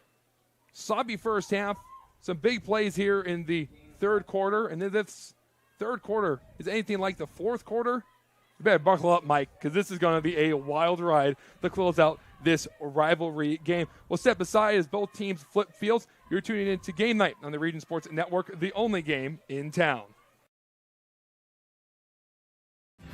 Thinking about what to do after high school? Consider a career with Boilermakers Local 374. As a Boilermaker apprentice, you'll earn while you learn. We offer excellent wages and benefits, and as part of our no-cost hands-on apprenticeship program, you'll learn from the best in state-of-the-art training centers and on the job. Become a union Boilermaker and get on your way to a great career. Find out more, visit www.local374.org or call 219-845-1000. From lighting up Friday night football to powering the classrooms that shape the students of Lake County, IBEW Local 697 is proud to support our region's schools and the communities we call home. A career as a union electrician could be your next great move. Your next cap might be a hard hat. IBEW Local 697, powering futures, powering the region. It's the fourth quarter. Andrew Mild, Mike DeWant. It's 9:25 Central Time. A long first half and a very exciting third quarter. But here we go. Come down to the final 12 minutes in this rivalry game. River Forest has scored 12 unanswered points. They're 12 minutes away from securing their 10th straight win against their crosstown rivals. Cannot wait to see how this one finishes out, Andrew. Glad we're here, and it's been a great third quarter, a clean third quarter. Let's see how these teams keep it up. Second down, a fake to McNeil. Parker going to his right. He makes a cut, and he'll get that Four Seasons Mechanical first down. And I will say this. You mentioned this earlier about how River Forest has treated the kickoffs to David Parker. It feels as though they are keen in on number one, especially on the offensive side of the football, and forcing Lake Station to beat River Forest with somebody else. Yeah, no, I think that's definitely the name of the game, and yeah, and so far we kind of seen those other pieces step up. Alderson, maybe waiting for a bigger play from him, something we're very accustomed to. But Caden McNeil has been the story in the third quarter, had a big-time run to set up Lake Station, who did not score on that drive, but then also had a big play to end the third quarter to get them now in enemy territory. They put McNeil in motion. That was a good snap. It was just Parker mishandled it. He's trying to take off, and he gets hit hard out of bounds by the line of scrimmage. Looked like possibly Elder was the one that laid the wood down as Parker fell out of bounds. Maybe an inch or there gained, if anything. Still about 2nd and 10 for Lake Station. Yeah, I mean, this River Forest team overall has just done a great job at really getting to the football, and I keep kind of saying that, but I mean, they're not really giving up on plays, and a lot of guys are flying out there, putting a hat on the football, and tackling very, very well. 2nd and 10. McNeil working to his left, and Parker is going to follow McNeil to that far side. He stops going to his right. There's a bunch of gold helmets as they pick up Parker and slow him down. They got 6 yards there. It'll be 3rd and 4. Look at that. I'm seeing even a little bit more sportsmanship kind of in the tussle over there. What has gotten into these teams? We love it here. But, yes, no, everybody flying to the ball once again, bending it back in, stringing that play out and, letting your linebackers kind of scrape down and find their way to the football. Again, they're doing it's hard to kind of stop a player like David Parker, but you could definitely contain him. And that's what River Forest has done here so far through 3 quarters and some change. 3rd and 6 from the River Forest 29-yard line. And there's nowhere to go for Parker. He's just going to go up the middle, and Hawkins, the big man, gets the tackle. It looked like a miscommunication there between Parker and Alderson. Parker being helped up to his feet. And the big question here, is this 4-down territory, the way that River Forest just moved on their last drive? That's a really good question. I think I would like to try and punt this one away. You got a lot of time left. I think you got all the timeouts in your back pocket. Yes, you do. But if they don't get this, you set up River Forest, it's a tough call here. I would prefer to punt it. We can only wait and see. Looks like Lake Station is going to roll the dice. Parker was going to throw, but flag being thrown, this will be offsides. Now I agree with you here, Mike. This is punting territory. You don't have a play for 4th and 12. No, I wouldn't say so. And at 4th and 7, you got to look at the analytics, right? I don't know how much we have access to us in terms of the analytics here, but that's kind of one of those plays where it's a coin flip. But how much do you trust your offense? And hasn't really passed the ball too much. And and Lake Station is going to burn one of their timeouts. So, no, I mean, you think of that, and, I mean, they might be trying to go you burn a timeout here. You don't even, just kind of out of the blue. Wasn't a play clock winding down or anything, but now, I mean, if they're going forward here, I mean, from what we've seen before, I mean, they're going to roll Parker out, kind of disguising that run. But the thing, too, Mike, is that we've only seen two pass completions by Lake Station. And I know this is a team that's been trying to get their offensive passing game going, but they only had 2 completions last week. They only have 2 completions this week. Yeah.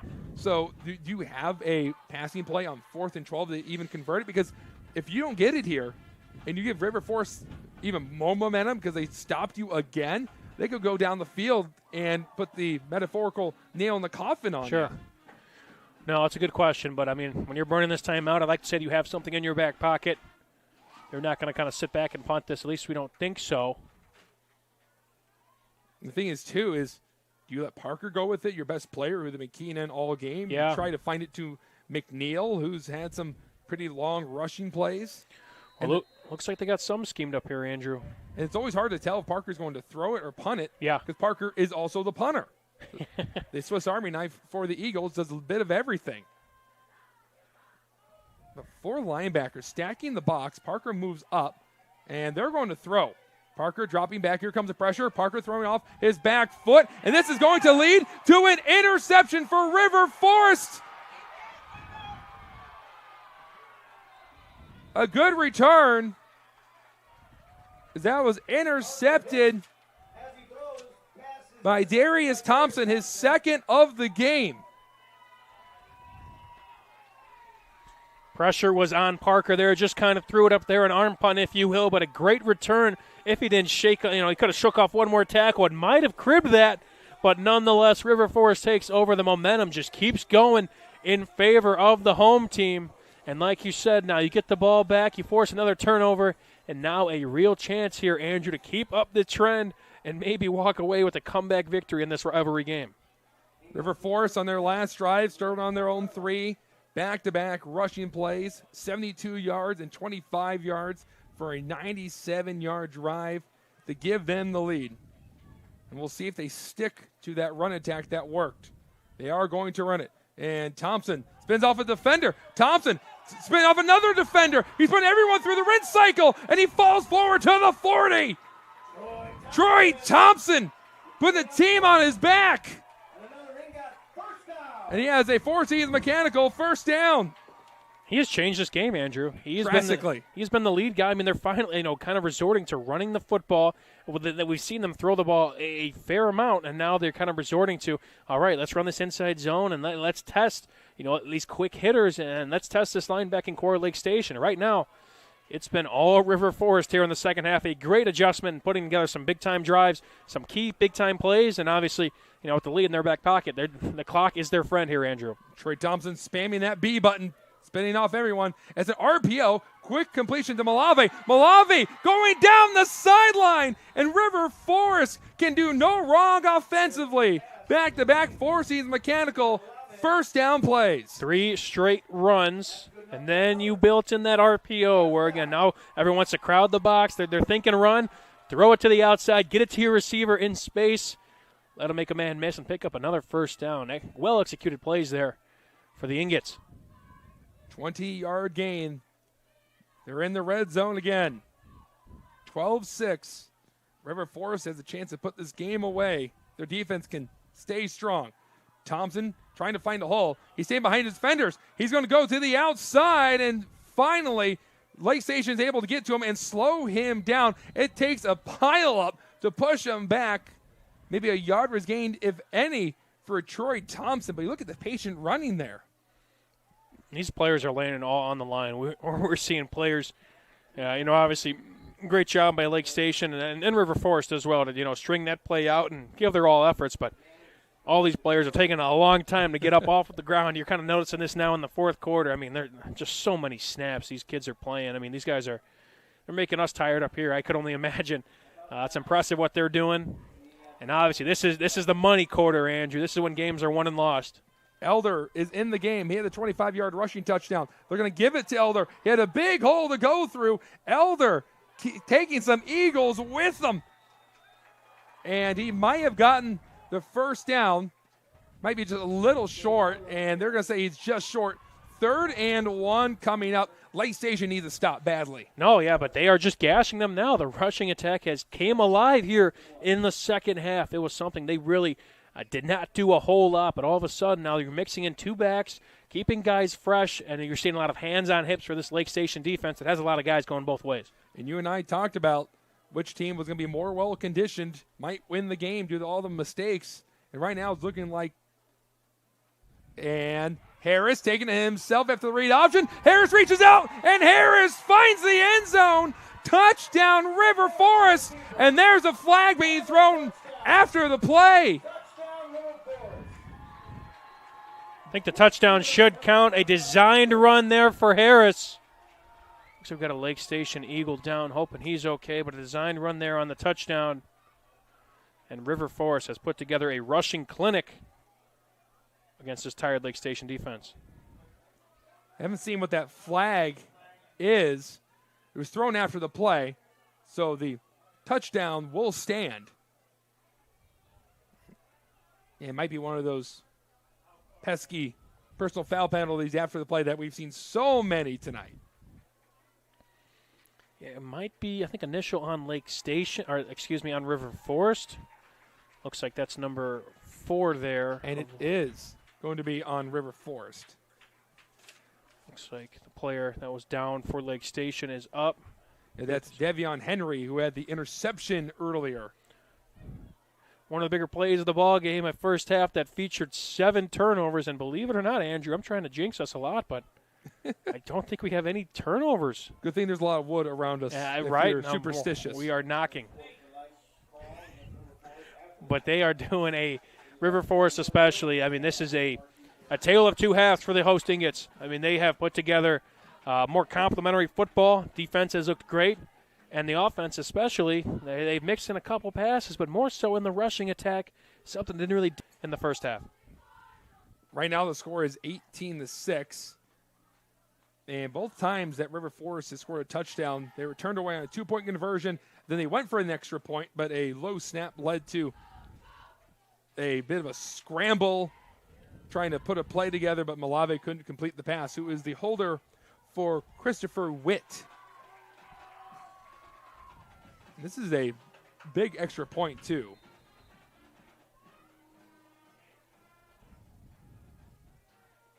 The snap, the hold, the kick, and it's ran to perfection. 19-6, River Forest. They are 7 minutes away from securing a win over Lake Station and pulling off an upset. We'll take a quick break, about 30 seconds, if you're tuning in to Game Night on the Region Sports Network, the only game in town.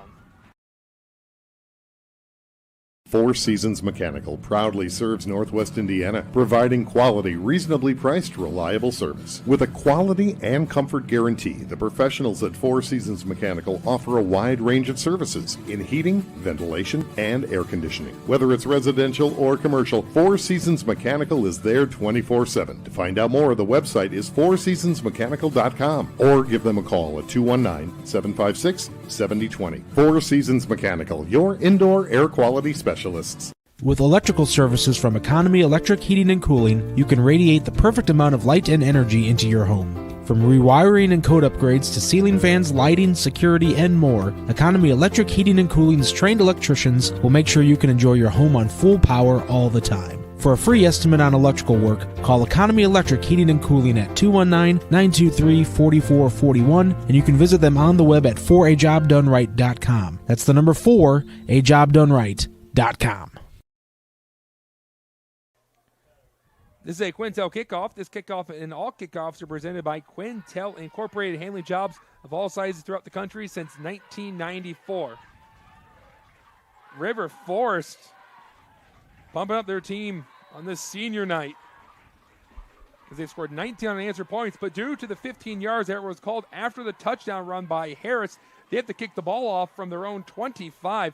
So it could give Lake Station good field position, and they have to score quickly as they're down 13 points, and they haven't scored in this second half. But I'll tell you what, a good chance right now for the Ingot kicker to show off his leg. Had a clean operation there on the PAT, something that's been kind of elusive. And now, obviously, you hate to give them some extra yards, but I think at this point you want to try and keep it away from number one and try and boot this as far as possible while keeping it in between the sidelines.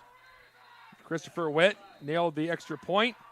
They're hearing the whistles, and we're hearing the section in front of us get rallied as they've had a lot to cheer about in this second half. The kick is away, and it's fielded, but as the returner picked it up, that was Oscar Alderson. His knee was on the ground. So that will work in River Forest's favor, that Alderson, who's entered today 70 yards away from being the 1,000-yard rusher, didn't get to return that. Yeah, it's one of those plays where it's a liner, and you almost are playing shortstop kind of in that position. And the River Forest player is down over by the 45-yard line. Don't know if he got hit. I was kind of following the football and don't know if he got hit. A bang-bang play. That was Michael Turner, who's had some key tackles in this second half. And he's up on his feet. A round of applause for him as he heads off the field. Yeah, Turner's a tough kid. I believe he's a wrestler. He's one of the area's leading tacklers last year, and he was only a sophomore, so he was kind of one of the staples of this River Forest defense. So hoping he'll shake that one off. Good to see him walk off the field under his own power. Yeah, Turner off, and Jonathan Brock, the tight end, who made a nice catch earlier, will come in to play in his position. But here we go. Lake Station, River Forest, 7 minutes to go. A rivalry that only spans 2.6 miles away. See a lot of chirping, a lot of flags. The referees having a lot of discussions with both sides. But with 7 minutes to go, who's going to want it more? We'll find out if Lake Station has enough to get back into this game, or if River Forest is going to keep this momentum and get a massive win. Oh, I think we might have missed a penalty. Did we miss a flag? I didn't see any flags. We're even hearing confusion up here in the box. And it's not like we can hear the referees announce here to even tell us that there was a flag. As we looked over and saw that Michael Turner was injured. Is this going to lead to a re-kick? That's what it's looking like here, Andrew. And I guess obviously we'll see where we go from here, is depending on who the penalty is on. Did they maybe get a false start back by the 25? This is peculiar. It was mostly a clean game, I said. Mostly a clean half, I said. Can't bet 1,000. Pretty close. Still got 7 minutes to go here as well, but definitely got some more questions than answers here right now, Andrew, for what looks to be a re-kick. Looks to be, I don't know who it was on either. I don't know if this is the same. But the ball was being kicked from the 25, so they didn't move it back or forward in any way. Whew. Maybe offsetting penalties? I like that. We'll just go with that. Yep. Best explanation we can get you. Love it. When in doubt, offsetting. High spiraling punt. It's close to going out of bounds, and it does. Heads up play there to try not to be a hero. Let that one go out of bounds. Obviously, it's kind of one of those quick plays where you want to, hopefully it doesn't fall into the hands of the River Forest Ingots. Did a great job there. Let that one just kind of trickle its way out of bounds. And we saw that flag, though. We did. That one was a flag, and we can explain it. Yes, we can. At least you think. Let's see. Oh, yep. Okay. Are we seeing another kick coming up?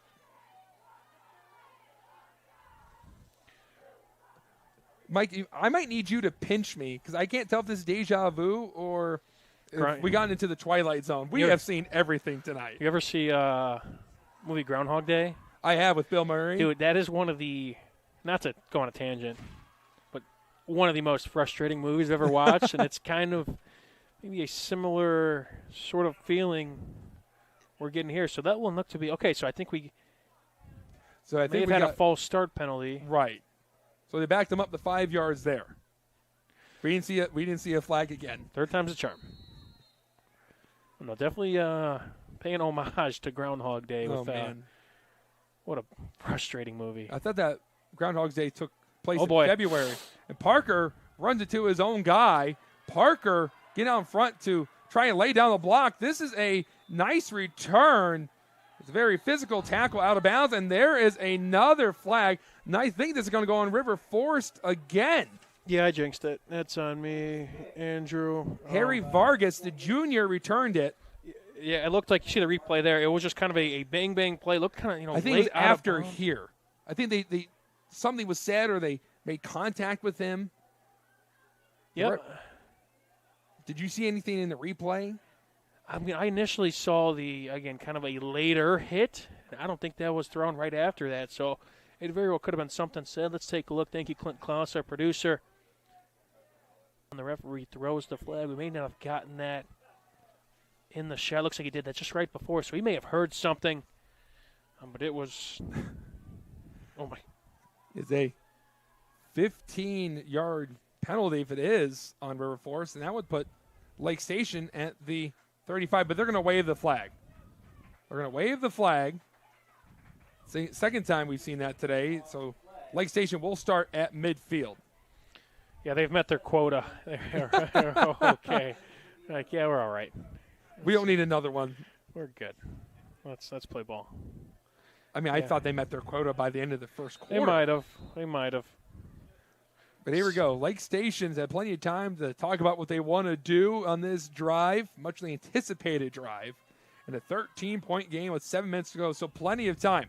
Parker rolling out to his right, getting out of the pocket. Now going back to his left. He gets a good block. Parker taking it himself. He's across the 40, coming back to his left, and he gets tackled down at the 28. 22-yard gain. And looking at the sideline, they want to try and use some tempo here. Just such an athletic play. It's a initial rollout right, and obviously, his ball carrier vision brings him back left. And at that point, when you're running downhill with a full head of steam, put your shoulder down, get a couple more yards, and that's the biggest play here outside of that Cade McNeil big-time run. But, I mean, this is a very timely play, especially here with now under 7 minutes to go, down by 2 scores. You mentioned that he reminds you a lot of Cam Newton. That's something Cam Newton would have done when he was at Auburn. 1st and 10, and that's going to be a false start. An easy call there. Is on this left side. Devion Henry, good to see him back out there. As he jumped off sides, it'll be 1st and 15, 6.5 minutes to go in the fourth quarter.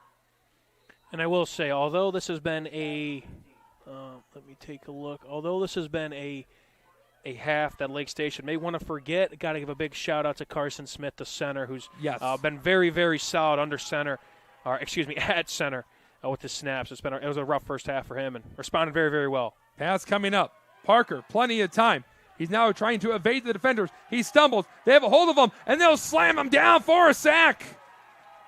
Parker is brought down for a sack. About a 4-yard loss. And it'll be 2nd and forever. Coming into this game, we talked about Lake Station, how great their defense is behind the line of scrimmage.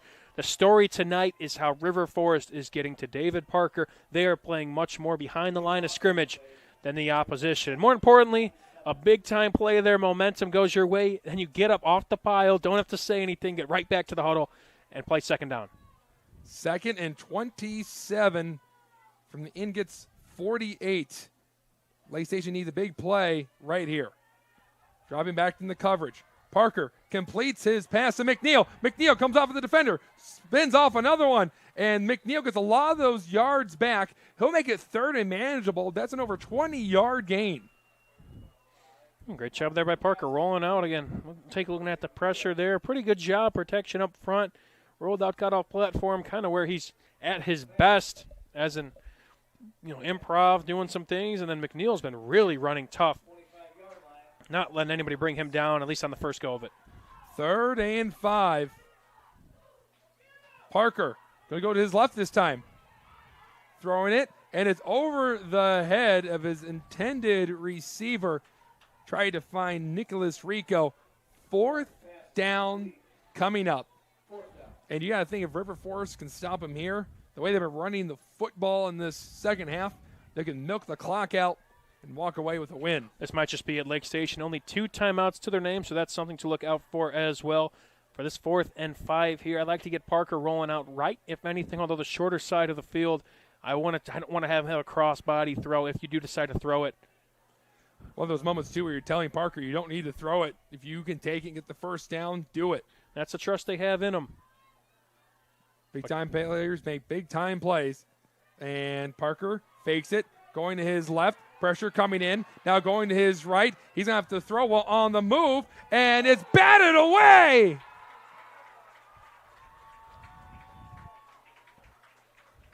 This coverage, Andrew, all night long has been very, very solid. Forced a couple interceptions. Has been very, very sticky. And at that point, when it's a scramble drill, receivers are kind of improving their routes. DBs don't really know where they're going. They got to be sticky. And they got the job done right there. River Forest, this defense especially, pitching a shutout here in the second half. Kudos to them. Amari Malave came down, swatted it away. A turnover on downs. And River Forest, the way they've been running this football, they can get some first downs here, force Lake Station to burn some timeouts.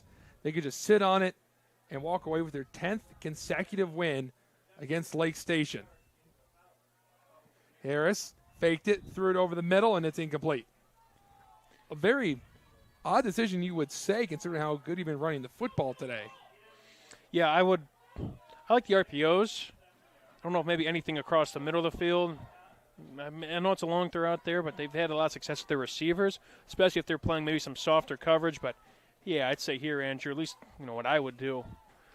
I would just try and pound the rock. Very least, you're not trying to score here, trying to milk the clock. At least hold on to the football. Don't shut up short fields. And there's another thing to mention. With an incomplete pass, the clock stops. You're not forcing Lake Station to burn any of their timeouts. Thompson putting the ball in the belly. Will get off some defenders. Thompson has been a motivated runner. He'll get a first down and a 15-yard play and a four-seeds mechanical first down. Have a half. I mean, it has been – he was not the guy we were talking about at the position to start this game, Andrew. Let's just say that. So he was not somebody we expected to play a big part in a rivalry game and close out your season. And what he's done, on these past few drives has really imposed his will and opened up a new world of an offense. I'll say this: if River Forest goes into next week against Mishawaka Marion and they're not giving the football to Thompson, they're doing himself a massive disservice. He's earned himself a couple more carries than what he usually gets on a nightly average. Thompson running the ball to the left. Lake Station was able to slow him down. He'll get about 3 yards. Yeah, and what better way to spend your senior night and potentially assaulting a game away against a team you are quite familiar with, and a game that you maybe were coming in and weren't expected to be as much of a key piece as he has become. There's plenty of other players that have made this comeback possible. But I'll tell you what, it's hard not to talk about the tailback for the River Forest Ingots. 2nd and 7 from their 44. And there's some whistles being blown. Not sure what's going on here. Looks like the official's going to talk with... Maybe it's a sideline warning on the Lake Station side. The referee over there had a penalty marker on the ground and picked it up. I mean, it's just kind of what we'd expect would maybe happen. Well, eventually I think that he's talking with Coach Goley over there of Lake Station. And maybe just, I don't know if things are being said. Andrew, our crowd mics are not that good. So I don't know if we could pick anything up that's really being said in between. Maybe it's a good thing between the hashes. That we had it dialed down a little bit. This is a family-friendly broadcast, as all things are on the Region Sports Network. But yeah, I mean, obviously something has kind of sparked up to the point where you got to go over to the coaches and halt play, halt rhythm, halt momentum. For a while there, we were in a groove. But now, recently, the game has gotten back to that awkward tempo it was in the first half. Still a lot of talking happening, With the referee standing over the football. I think we can get back to play here. And a team that just has played a heck of a lot cleaner, and the score shows it, but it is River Forest. A team that was, truth be told, was the sloppier team, I'd say by far, in the first half. And they have since kind of bared down the hatches. And the score shows it. Harris hands it off to Thompson. Thompson went to his right, tried to cut it upfield, and he is very close to that first down marker. He'll be short of a yard. It'll be 3rd and 1.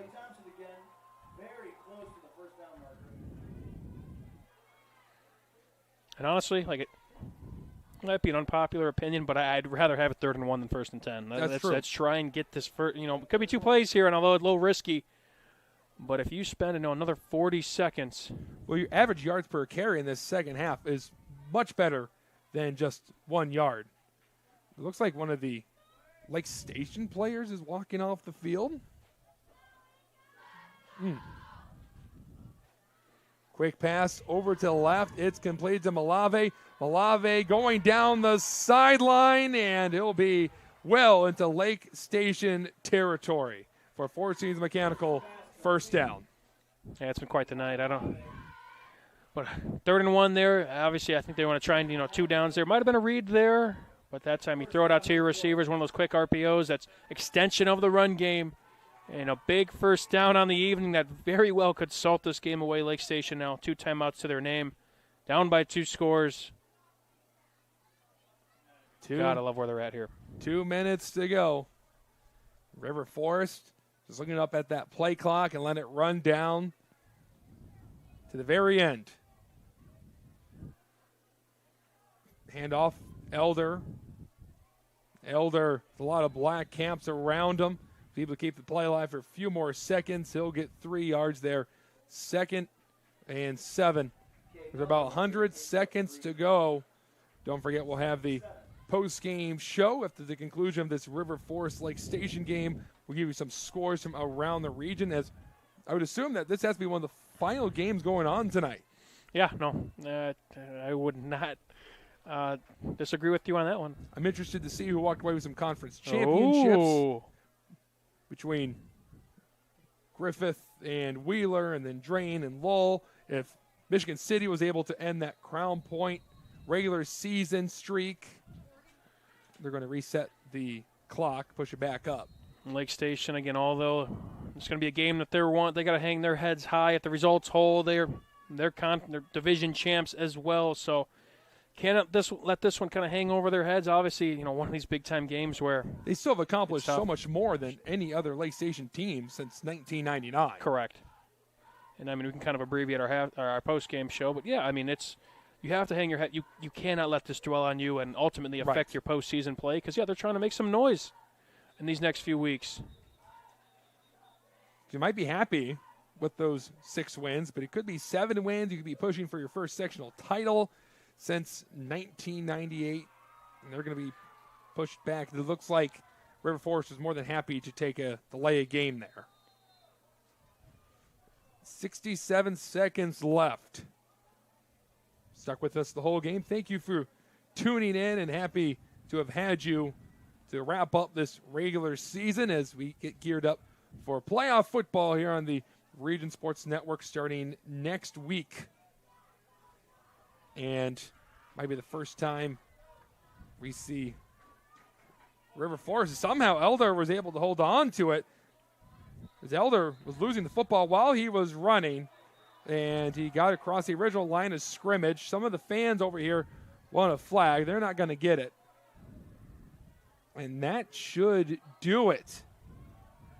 River Forest is starting to line up by the 50-yard line. And you can hear the applause from the Ingots fans. They are starting to cheer as they've now won 10 straight games against the Lake Station Eagles. Some would consider this an upset, the way that Lake Station's been playing, and River Forest's defense have been struggling these last 4 weeks. But River Forest, riding the coattails of their running back, Troy Thompson, get the win by 19 unanswered points in the second half. They cleaned up their quality of play and they'll finish the regular season with their 4th win, and they'll get ready for a matchup with Mishawaka Marion next week.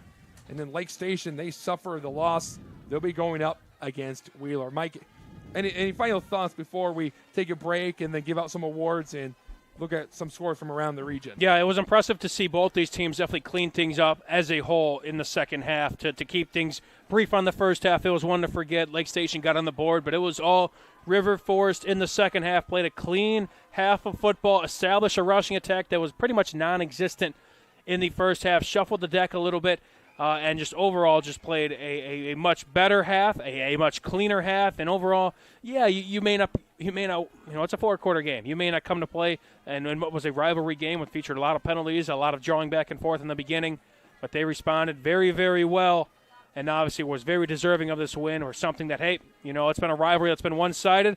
It was good to see Lake Station give up a fight, and you might have said that might have been an upset, but River Forest, despite the season they've had, winning a game like this changes things up around and especially builds up some momentum for playoffs come next week. In the 2.6-mile rivalry, River Forest will get to celebrate on their home field and get to celebrate with their trophy for the 10th time in a row. We'll take a quick break as we go into the post-game show. You're tuning in to Game Night on the Region Sports Network, the only game in town. Earn while you learn from the best hands in the business. The Bricklayers Allied Craft Workers for Indiana Kentucky Apprenticeship. That's right, this is a paid apprenticeship. I'm getting an education while learning a trade and getting paid for it. The thing that surprised me the most about this apprenticeship program is the respect I've received after the proper time and training. Classes start soon, so apply now. There are training centers throughout Indiana and Kentucky. We are the Bricklayers and Allied Craft Workers for Indiana Kentucky Apprenticeship. The best hands in the business. Calling all current and future homeowners in the Northwest Indiana area. Whether you're buying or selling, Brent Wright is here to make your real estate journey smooth and successful. With years of experience, personalized service, and a deep knowledge of the market, Brent will help you find the perfect place or get the best deal for your property. Call today at 219-406-7195 and take the first step toward your real estate goals. Contact Brent Wright, the right way to buy and sell real estate.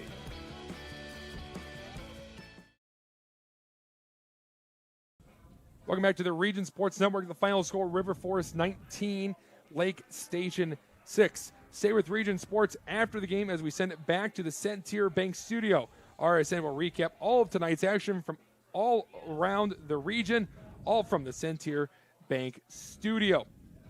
Some awards to hand out because it wouldn't be a Region Sports Network broadcast until we did so. First up is the Crowell Companies Lantern Man Superhero of the Game. Crowell Companies, proud to recognize the superheroes on the football field. Mike, you and me, it was an easy decision. That was the River Forest running back, Troy Thompson. He was a spark plug, an X factor, and again, a senior night where, hey, your number wasn't really called. You weren't really supposed to be the guy, but hey, you stepped right up, next man up mentality, and had a second half to remember in what is his final home regular season game against a rivalry, against a bunch of players that you probably knew all growing up, and to come out to show out like that and to put a couple big plays together, kudos to him, and kudos to really leading the charge in what was really a stagnant River Forest offense. Next up is the Blue Collar Player of the Game, brought to you by Boilermakers Local 374. Learn about apprenticeship programs and more at local374.org. And, Mike, for us, we wanted to go with the Lake Station running back that kept them alive and had some big plays himself. That was Caden McNeil. Yeah, he was a name that, again, kind of plays that we called him Nightwing at one point. Kind of maybe not the direct side kick. Still a very, very threatening player, especially offensively, and more so a name called defensively. But he's kind of that guy that can make some plays, but there's some bigger cats out there that typically their names are called. But he was the man offensively for Lake Station in the second half that, yeah, it was one that maybe to forget. Did get shut out in the second half, but had a couple big plays and was all over the field defensively. Rarely left the field as some of these Lake Station and River Forest players did tonight. But Caden McNeil, again, blue-collar efforts, both offensively and defensively. And finally, it's the proud to be Union Play of the Game presented by Ironworkers Local 395. For more information on the apprenticeship program, check out ironworkers395.com. And Mike, the game changer was the quick completion to Amani Malave, who took it over 60 yards for the touchdown to tie the game. And then after that, it was all River Forest. Just one of those quick plays. Just throw it out. Again, 3rd and 3. We may have wanted him to run the football, but not so fast. Got the ball out quick. Got his receiver. Made a man miss. And goodbye. Tied that one up at 6. And then River Forest kept things rolling. Rode that momentum all the way to a rivalry victory. What a game here, Andrew. But the Ingots, once again, they keep that trophy in their backyard. And they win bragging rights for at least one more offseason.